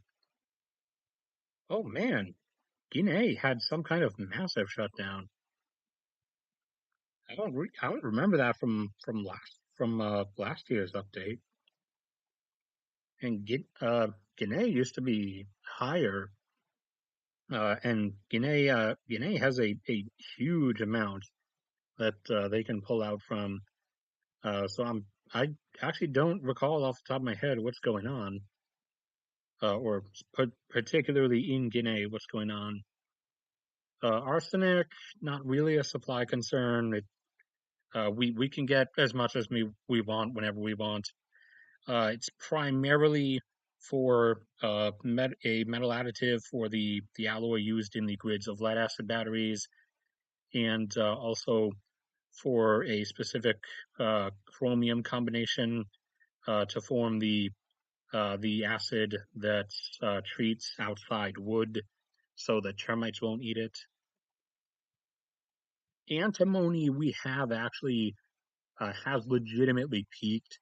Like we are trying to get more antimony. We need more antimony, and its prices have consistently cooperated with us trying to do that. However, we have actually hit and gone beyond the physical limits of antimony availability. So antimony is continuing to slip down, and we have tried to phase it out of what we can. However, there are quite a number of things where we really can't, because it's the only element that does what we want it to in a specific case. As is the case with many things, like we don't use specific elements for specific things just because or just for the sake of it. We use them because they give the desired effect when other elements don't. And sand, lead. Limestone is effectively infinite, obviously not literally, but it's basically infinite. And you can see the upsurges here that were driven by mine expansions from price increases after this long flat line. And the demand that was flaring up was for construction as we get lime from limestone, and we use that to make glass and also to make cement, which is then used to make concrete. And also sometimes limestone itself is used in construction directly. And so China was still both still rising legitimately, and even after that, then started the whole government real estate Ponzi scheme. And India was really starting to pick up here as well. So demand has been or was on its way drastically upwards, and also compounding the fact that prices had been rising from this production flatline for a number of years. So mining operations in terms of new mines and expansions around the world flared up, and production has been constantly rising as needed. Lithium, we already talked about, magnesium, manganese, molybdenum. Uh, we have hit some limits with, and a lot of molybdenum is a byproduct of copper refining. And so if copper is still going up like perfectly, molybdenum should be following it. However, there's a lot of variability in how much molybdenum accompanies copper in different ore deposits. So we've been hitting some molybdenum limits and have slipped down more recently, and have actually, in just these past few months, which you don't see on the graph, have come into specific supply cutoffs in Peru because of the internal situation there and in Chile. So that's caused, stop freaking out, computer mouse. That's caused a drop down further, like down to here or so, at a time when molybdenum demand is starting to lurch back upwards. And that's why we had the like 50% price increase to molybdenum recently from like $45 per kilogram up to like 70.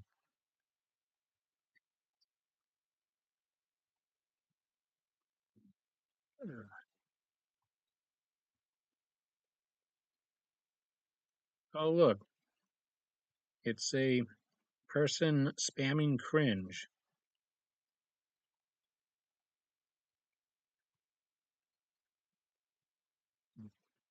Just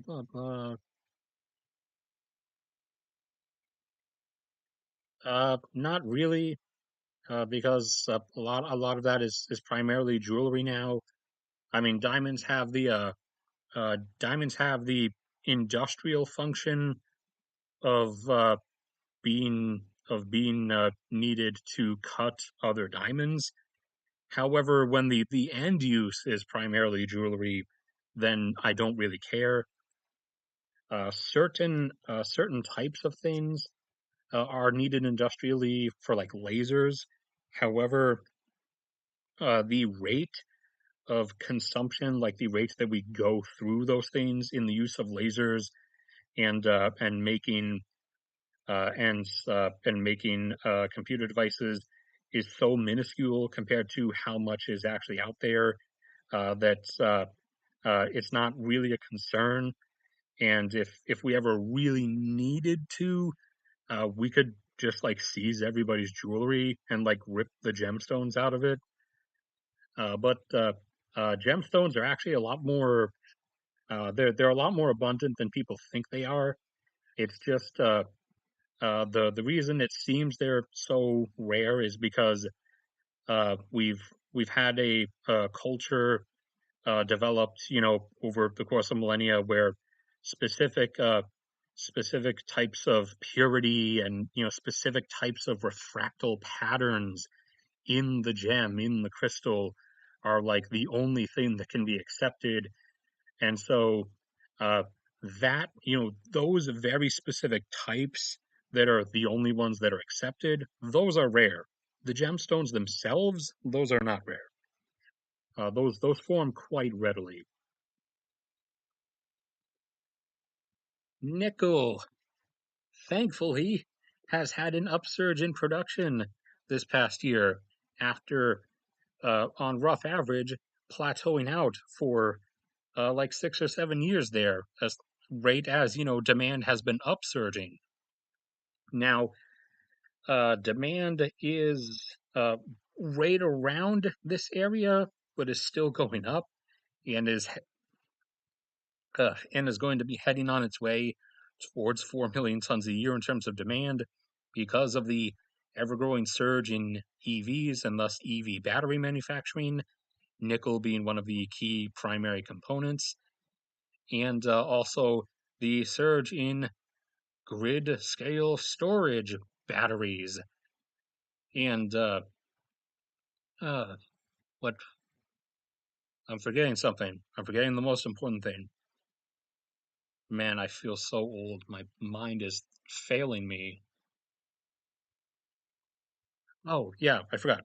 Steel. Nickel is a key ingredient of various types of steel, particularly steel that's going to be around water and resist water corrosion, and especially in even higher concentrations in any steel that can potentially even remotely come into contact with salt water, because nickel is like the ultimate champion of resisting corrosion via corrosion from salt water.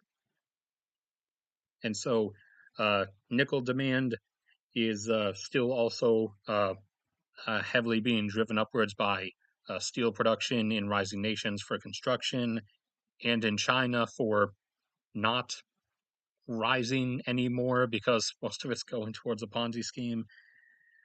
And China's about to implode anyways. Granted, their implosion is going to be slower than some others.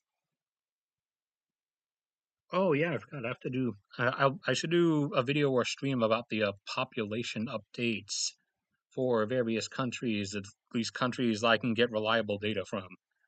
If you're ever upset that I don't include your country in something, remember I can only like talk about data from countries that actually release like reliable data on a regular basis. Whereas a lot of countries, a lot of their metrics are uh, they don't even release like data, and they don't even release estimates of data. So a lot of countries' metrics on a lot of sites is literally just an algorithm projecting out an average rate of something until like once every couple decades the country cares to like say an actual number. But China's population has now officially peaked. Beijing has admitted to such, and it has begun contracting. It did not contract by as much as I thought it would initially. I thought last year it was going to go from 1.412 down to 1.41, but instead it's only gone from a bit above 1.412 down to a bit below 1.412.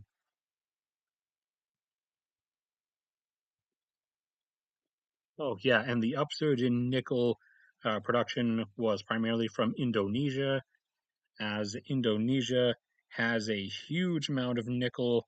However, they were holding off on bringing their increased production online because they've been building nickel refining, nickel processing facilities because they didn't want to just keep selling pure raw ore. They want to actually refine the nickel themselves and sell the nickel directly because the nickel metal itself is obviously a lot pricier. Niobium, we actually are going to be having some issues with, not political ones, but actual physical supply limit ones. The biggest supplier is Brazil. Most of the niobium is in Brazil, just like beryllium with the US. And niobium is kind of critical because it's a key component of high strength steel and also a critical component of superalloys, which are necessary for the existence of aircraft of basically any kind. Oh, and also for turbines for power plants.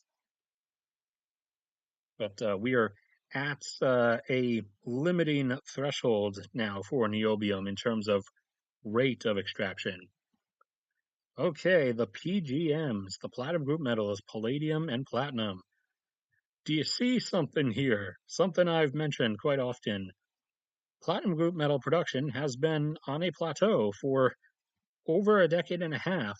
In platinum's case, you can argue like closer to 2 decades, which is not the greatest situation to be in.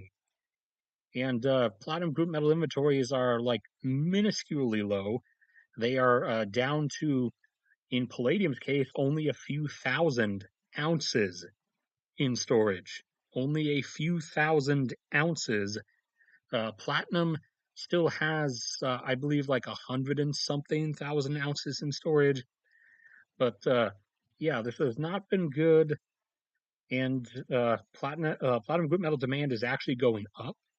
It's not stopping because countries are implementing higher vehicle emission standards, which means more thorough catalytic converters are needed, which means more platinum group metals are needed in the catalytic converters of vehicles. And also, a number of countries want to chase this whole green hydrogen thing now. And the thing with hydrogen fuel cells, or just the production of hydrogen itself from fossil hydrocarbons, is that they or from what was the other thing, from like from waste gas or something, that catalytic process requires platinum group metals. So that's and hydrogen fuel cells have them as one of their catalysts also. So that if people start chasing that road, that is really going to floor platinum group metal demand on the accelerator pretty hard. And also, there's a uh, severe problem that I mentioned earlier in the form of where's the stuff coming from? Oh man, look at that. A decent bit of palladium comes from Russia. Russia is also a problem because Russia is going to be internally imploding in the aftermath of their whole face planting in this Ukraine attempt. But they will rebound from that and come back into like functionality. But there is probably going to be like a brief 1990s-esque period where a lot of their stuff is offline coming up. However, South Africa is a much bigger issue, and their issue is not like so. They're not such a guarantee to rebound eventually because they've been doing nothing but getting worse and getting worse and getting worse.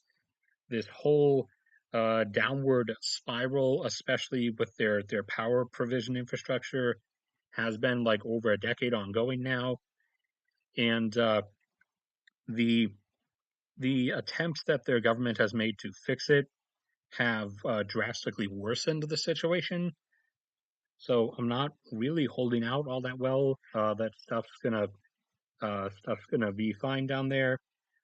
And I mentioned before in I forget which stream, but uh, there's the sheer amount of stuff that comes from South Africa that is critical to the functioning of the world in its entirety is one of the reasons why, depending how bad it gets, there might inevitably be some kind of intervention in South Africa, if not just to if not just to secure like resource output.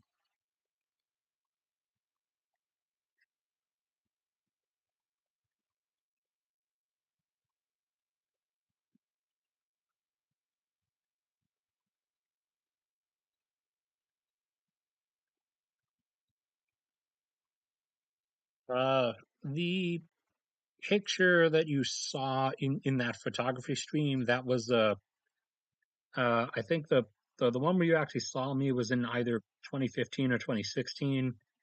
So I was in my early 20s when I took that, yes.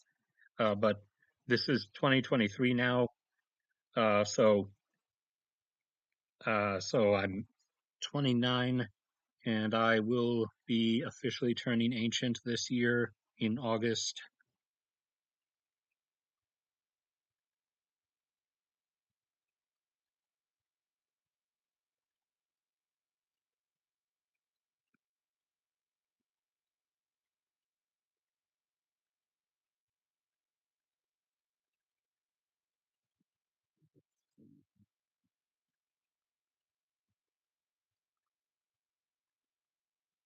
The entire era the basically the entire era post World War II up until the first oil peak in the mid to late 2000s was I mean people want to dismiss this because uh of things like did you know that racism existed in the 50s and stuff like that, but I'm not but like this is outside of this is outside of politicalisms that we're talking about uh capable material reality.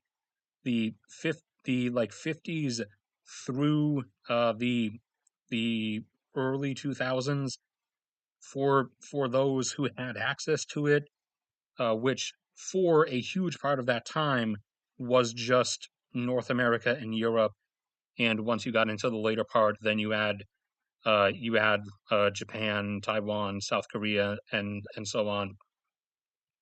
But that time period that I usually refer to as the prosperity age, because that was a time period best ratios wise, when the most amounts of stuff was like available, where it was available at least, to like a general average human, than could have ever otherwise been imagined by anyone, simply because of the abundance of cheap fossil energy, and also the at the time still like heavily densely concentrated mineral reserves that we were mining. uh like everything, everything for a decent bit of that ride was so abundant and cheap. And at times it wasn't, because of like intervening political factors. But again, in the material reality itself, that was like the golden age of humanity, like where you could have the most, the cheapest relatively, the blah blah blah, inflation factoring, blah blah blah, and also obviously comparing backwards through history, where like, once you go back past the like 1900s and you start working back through the 19th century and 18th century backwards, and for the most part, like all of humanity were either serfs in some form, or at least at the life level of what you think of as serfdom, or actual slaves. And the only people who like had any kind of like abundance of, and by abundance, that quality of life in terms of, was basically, was basically, the equivalent of what you would consider average middle class life now. The only people who had, uh, anything remotely comparable to that kind of abundance for the entirety of history were 0.001% of the population.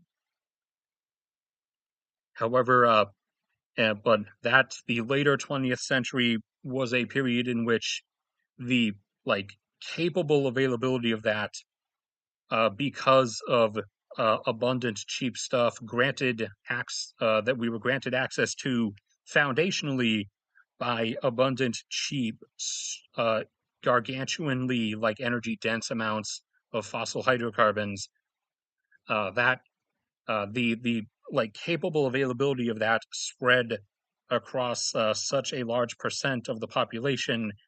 And and yes, but yeah, other like, portions of the population were like barred from it because of political stuff. But in terms of like its actual availability, like, what could be, that was like the best, like the most abundant period.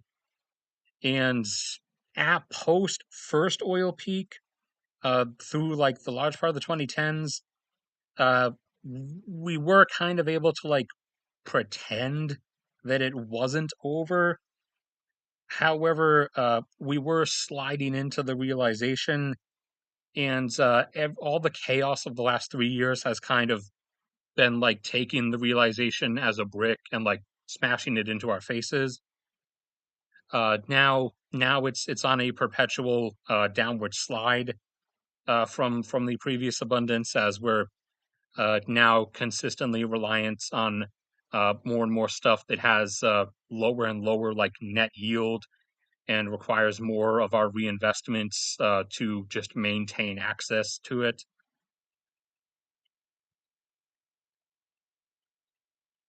Like the like some like conventional oil production peaked in 2006, and it hasn't gone down. It's actually plateaued, because conventional like oil, like new conventional oil, has been getting brought online and brought to market, brought into production, but it's plateaued.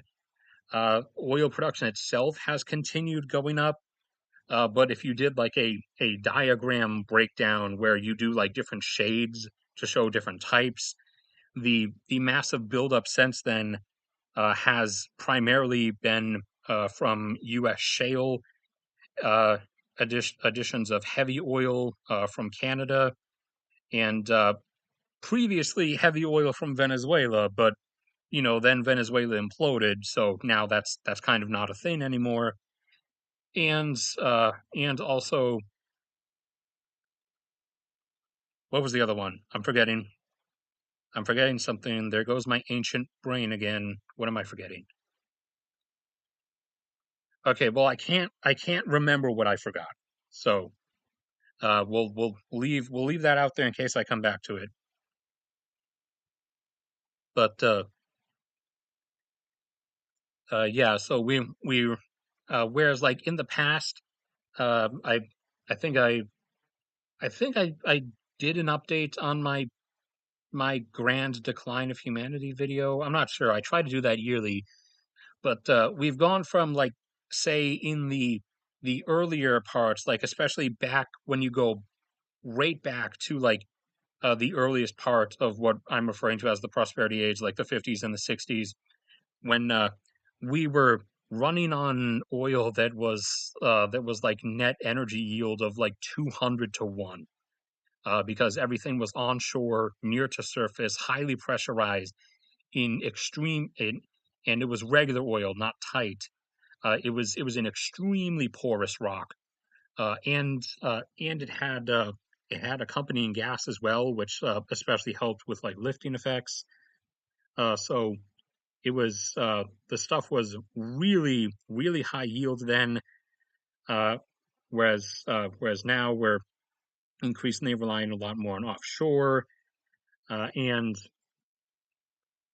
and uh, blah blah blah, shale, heavy oil, and stuff. And also now we're a lot of a lot of the original like regular crude oil is it's not necessary for it to come up, but to maintain it at like such high levels, like the Persian Gulf nations maintaining their plateaus, it requires a lot of enhanced recovery operations, which basically means like giant power plants built to run massive pumps to pump like millions of gallons of water down into the fields, to extra pressurize them to keep oil upflowing to the surface at the plateaus that they want to maintain. And also, it's not just in the energy department. It's also in like actual minerals and materials as well. Like we've obviously, because they were the most abundant and the most dense, we went for and mined like the greatest concentrations of stuff first because that's what you do. Whereas now we're going for less and less.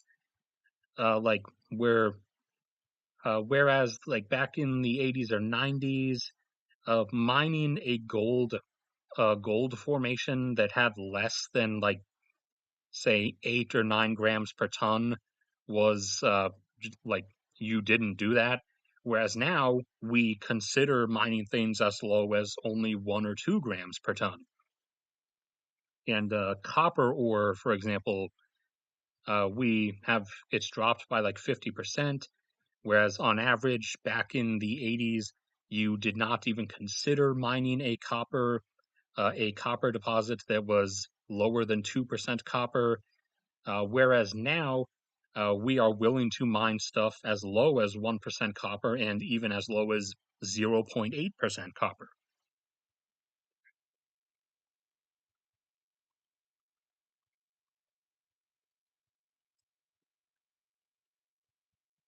Dude, that's another $10. What are you doing?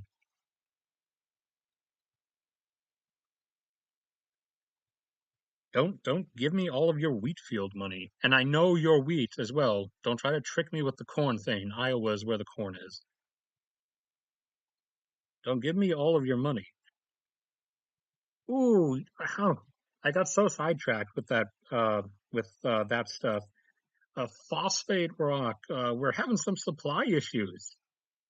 So, for those of you who know about phosphate rock and why it's what we need it for, yeah, that's not good. So, phosphate rock production could be higher. Like this isn't a permanent peak. It could be higher. There are quite a bit of areas we can get more from, but we've been running into issues, especially with Middle Eastern sources, as instability keeps coming off and on. And I think the some of the mines in Senegal have like been going off and on as well, as Senegal has internal problems. Morocco is pretty stable, and Western Sahara is pretty stable.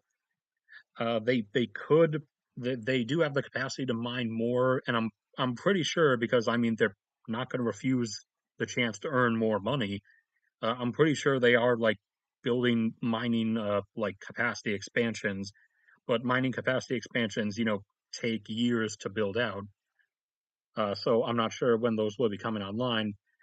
But we've had some reductions, especially again from Middle Eastern sources, and I believe from Senegal.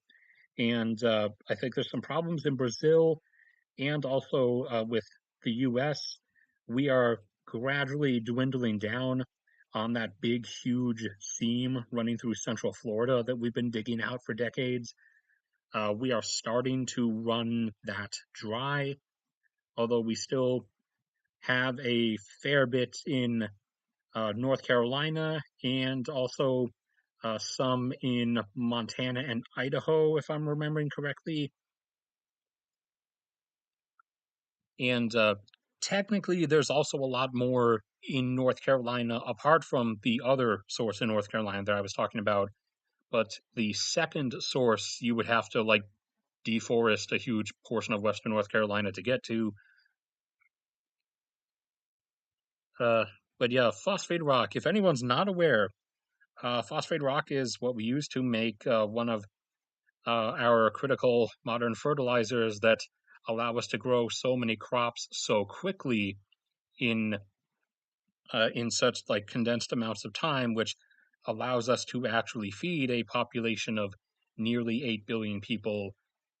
The It has not, in almost all certainty, it has not hit 8 billion yet. It will this year, probably around the end of spring or sometime in summer.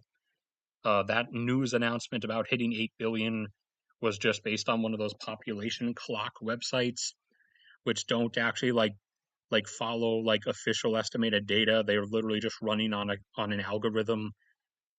The official like estimate from the UN agency that actually like keeps tabs on as much as they can from at least from as many governments that will actually like give them reliable data.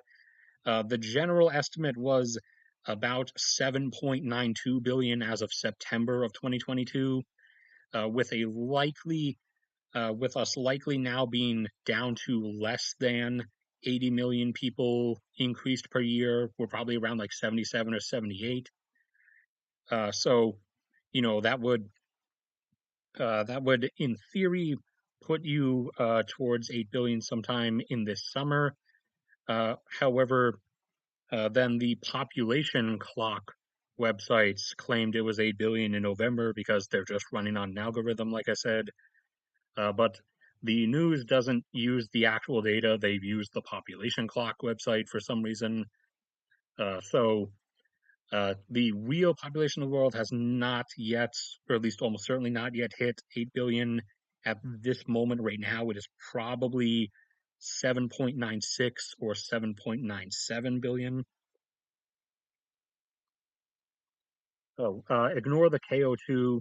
That was a mistake that I've been too lazy to erase for like the past 5 years. Uh, but potash, and I am going to keep mispronouncing it. Because just because people were like so like obsessed with it, that it's actually one of those things to where like it's a pushback effect from me, that the more people like keep getting like legitimately angry about me not calling it potash, the more the more I'm going to keep calling it potash or potash. Uh, Basically, no real problems with it because it's a potassium mineral and potassium's pretty abundant. The supply in southern Canada alone is effectively infinite. Again, effectively, not literally. Don't misquote me on things, but it's effectively infinite. It is one of it's one of the other things we use to make our critical fertilizers, and they drop down here for this past year is because of Belarus getting cut off from a lot of from a lot of like mining equipment and supplies. Because one, they get a lot of them from Russia, and Russia is trying to keep as much as it can for itself to make up for the shortfalls in supplies. And so Belarus's output has dropped, but although it would take a while to do, even if like Belarus vanished, Canada can literally just crank up its output to compensate. But Belarus has had like started to come up as a global supplier because it's kind of run down, so stuff's cheap, especially labor in Belarus, even mining industry labor, which isn't just dudes swinging the pickaxe anymore. It's actually like heavily trained engineering stuff, but it's still a lot cheaper in Belarus. So the market started like buying more and more from Belarus instead of Canada because Canadians actually want money. Rare earths. The upsurge here is from uh, a huge race to bring production, more and more production to market from various projects around the world to try to keep up with the demand both from electric vehicles and also and also from wind turbines, as wind turbines use a fair amount of rare earth metals as well. And previously, China supplied about like 92% of all the rare earths. Thankfully, over the last few years, that has gone down as additional mining operations have opened up in Australia, Namibia, the US, and I'm forgetting somewhere, Vietnam. But no, Rontab here.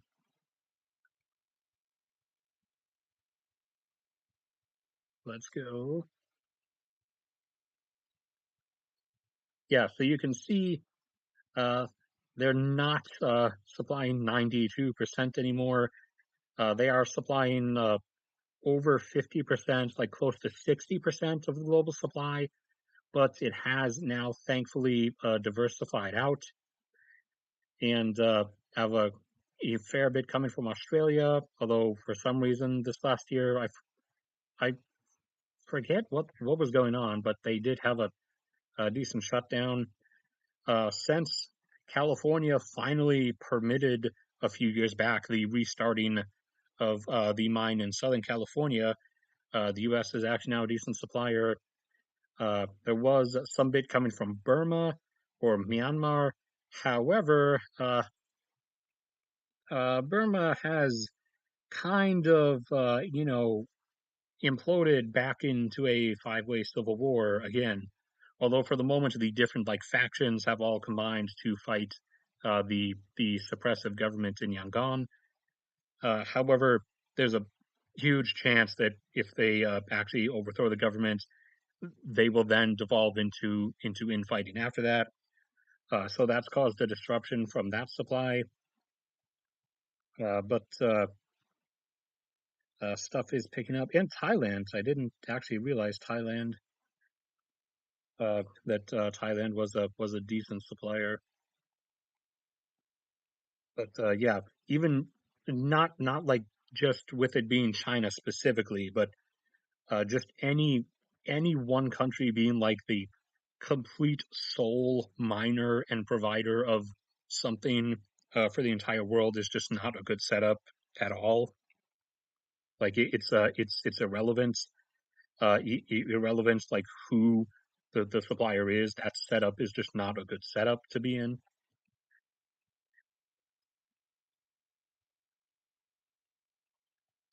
Rhenium is pretty much okay. It's not too abundant, but it's not too scarce, and the rate we use it at isn't like too bad. However, the we do have like price issues, especially like right now, when our demand like just shoots up really fast in like a single year, for example, before mining capacity has time to like react to that. Salt is effectively infinite because we can just evaporate seawater if we want to. However, that requires like large evaporation pools, which requires a lot of infrastructure and stuff. And this amount isn't for total salt provided. This is for mined salt. So this is the amount of salt that is mined each year, and it is up towards 250 million tons per year. Went over silver, soda ash, stone, sulfur. Our potential supply of sulfur is effectively infinite. And almost all of the sulfur that you see us getting right now is just byproduct extracted from oil and gas. There is like so much regular, just like sulfur bearing minerals that could be mined. And the amount, like the amount that's potentially out there is theoretically in the trillions of tons of economically mineable sulfur. So sulfur is a complete non-concern. Talc is also mostly a non-concern. It's declined over time because of a decreasing use, primarily because of a falling out with cosmetic products. Because if you misuse talc-containing cosmetic products, then it can give you certain types of cancer. But again, that's only if you misuse them. That's kind of on you if you do that. Tantalum is an issue. Uh, it's not that there's not enough of it. It's just that it only exists like minably in a few specific places, mainly in the Congo, unfortunately, Colombia, and I believe also Australia, occurring near their cobalt, but I may be mistaken. We don't use a lot of tantalum, but what we do use it for is critical. It's critical to the mini capacitors for all our electronic devices.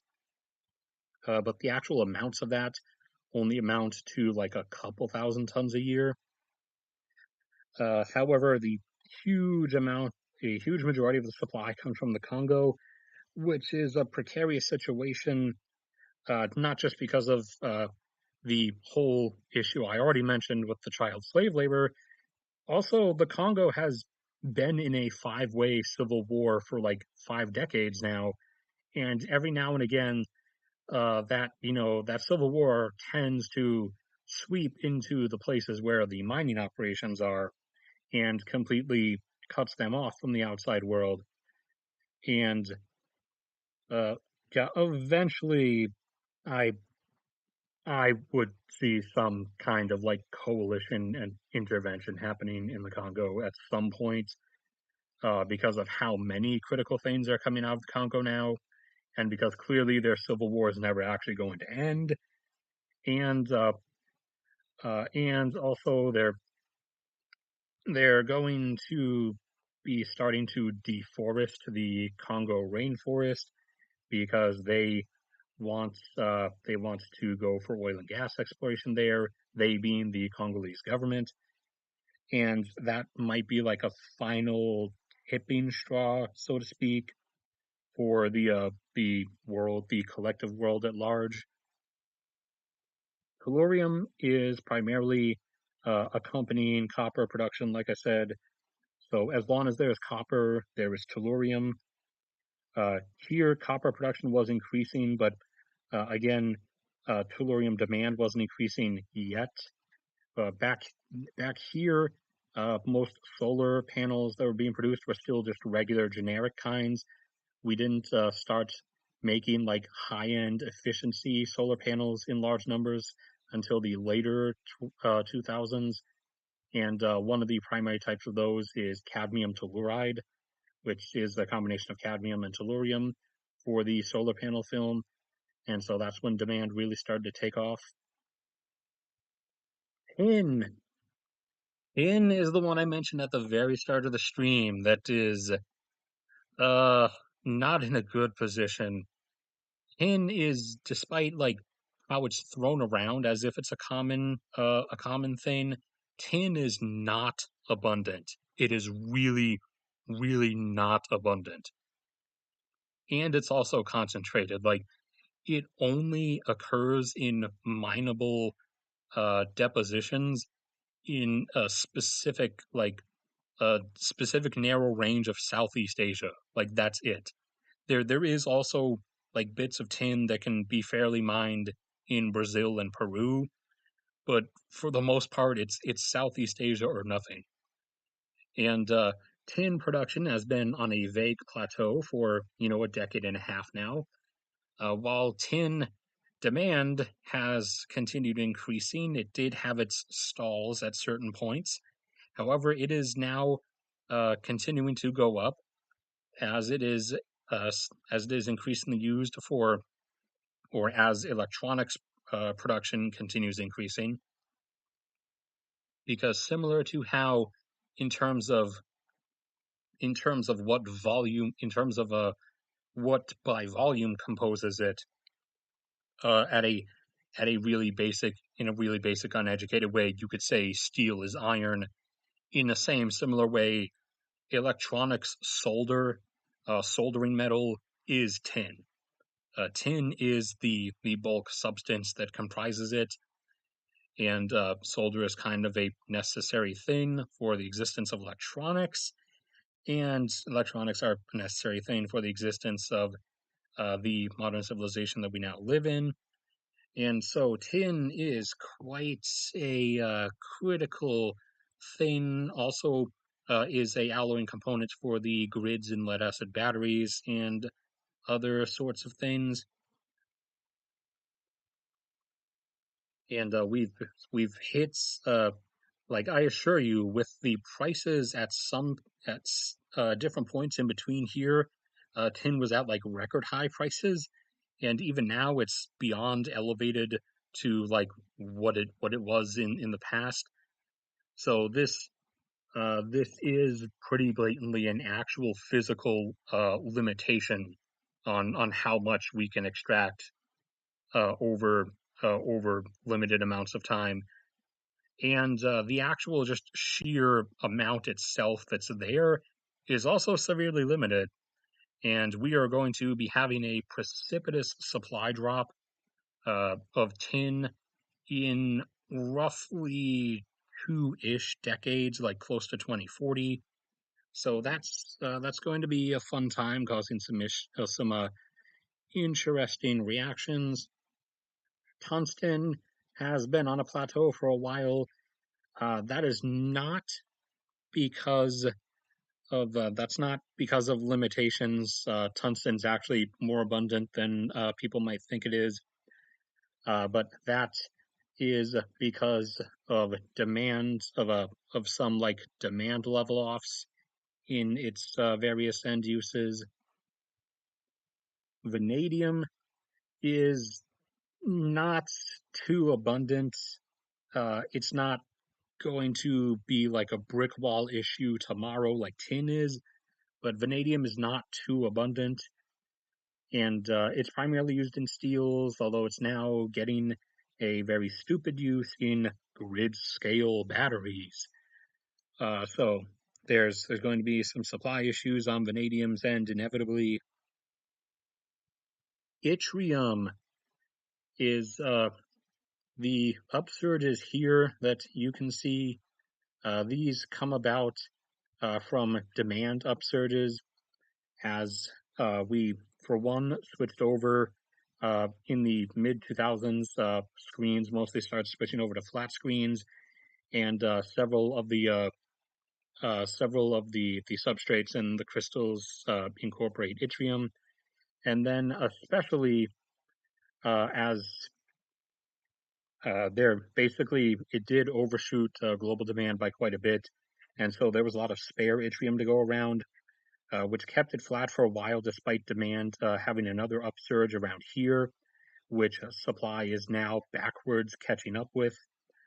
And that second upsurge of demand in the 2010s was because of the rush into LED lighting, because the way LEDs give you the normal, regular room light, in terms of LED light bulbs, I mean, is they have red, blue, and green LED diodes inside, shining on to the inside of the bulb itself, and the bulb is coated inside with a specific yttrium powder that that has a color altering effect when those three shine onto it from the inside, so that it comes out as regular white light.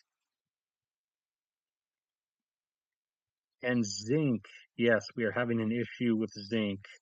We've plateaued for actually close to a decade now, despite off and on record high zinc prices.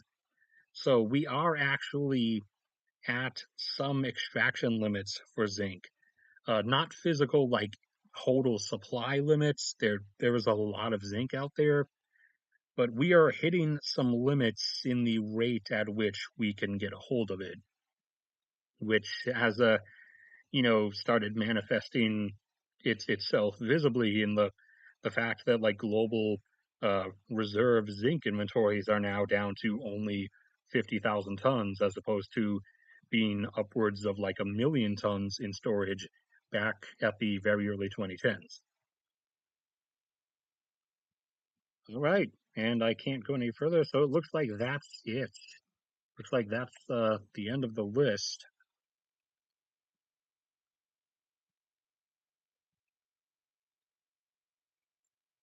Blah blah blah.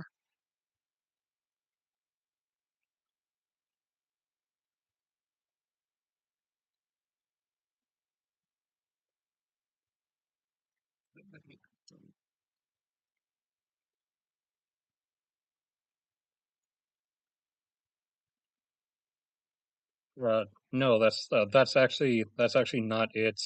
Peak specifically refers to the rate of extraction. Like even after peaking in extraction, you still constantly find like more of something, but it's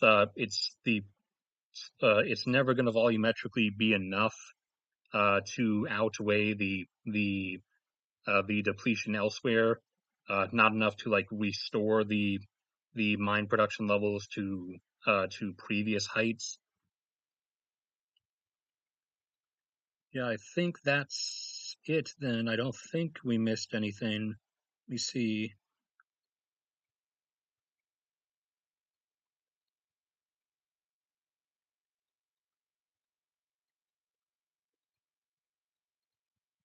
That's it. All right. Well, thank you everybody for coming to the stream. Sorry for almost not doing the stream. Also sorry for like making a big announcement saying I wasn't going to do the stream because I really did I really did like feel suddenly like massively tired, but then I I I just didn't like I suddenly didn't. So I was like, all right, I I I'm not tired anymore. I do want to be lazy though, but I feel like I should get on.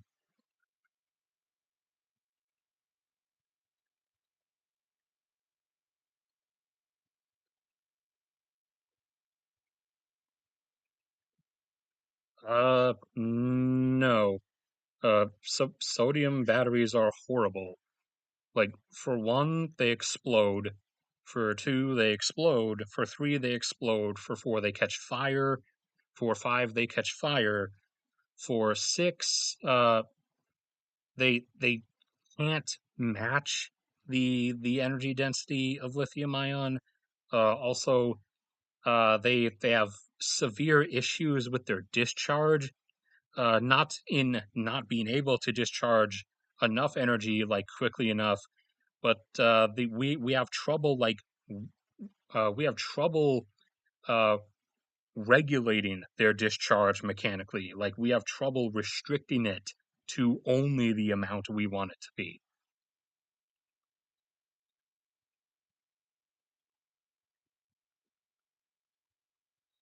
But yeah, that's it for tonight. So thank you, everybody.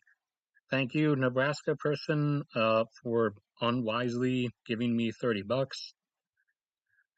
Uh, that should be it for now. Oh yeah, no, I don't touch hydrogen. But yeah, that's it for this one. Now that a bunch of like different data has been releasing since it's the beginning of the month, I'll be getting back to regular videos and the whole like population numbers updates. I'll probably do as a stream. I'm gonna wait like another week or so to do that one though, until more countries that I know are actually going to release their data. But yeah, that's it for this one then. So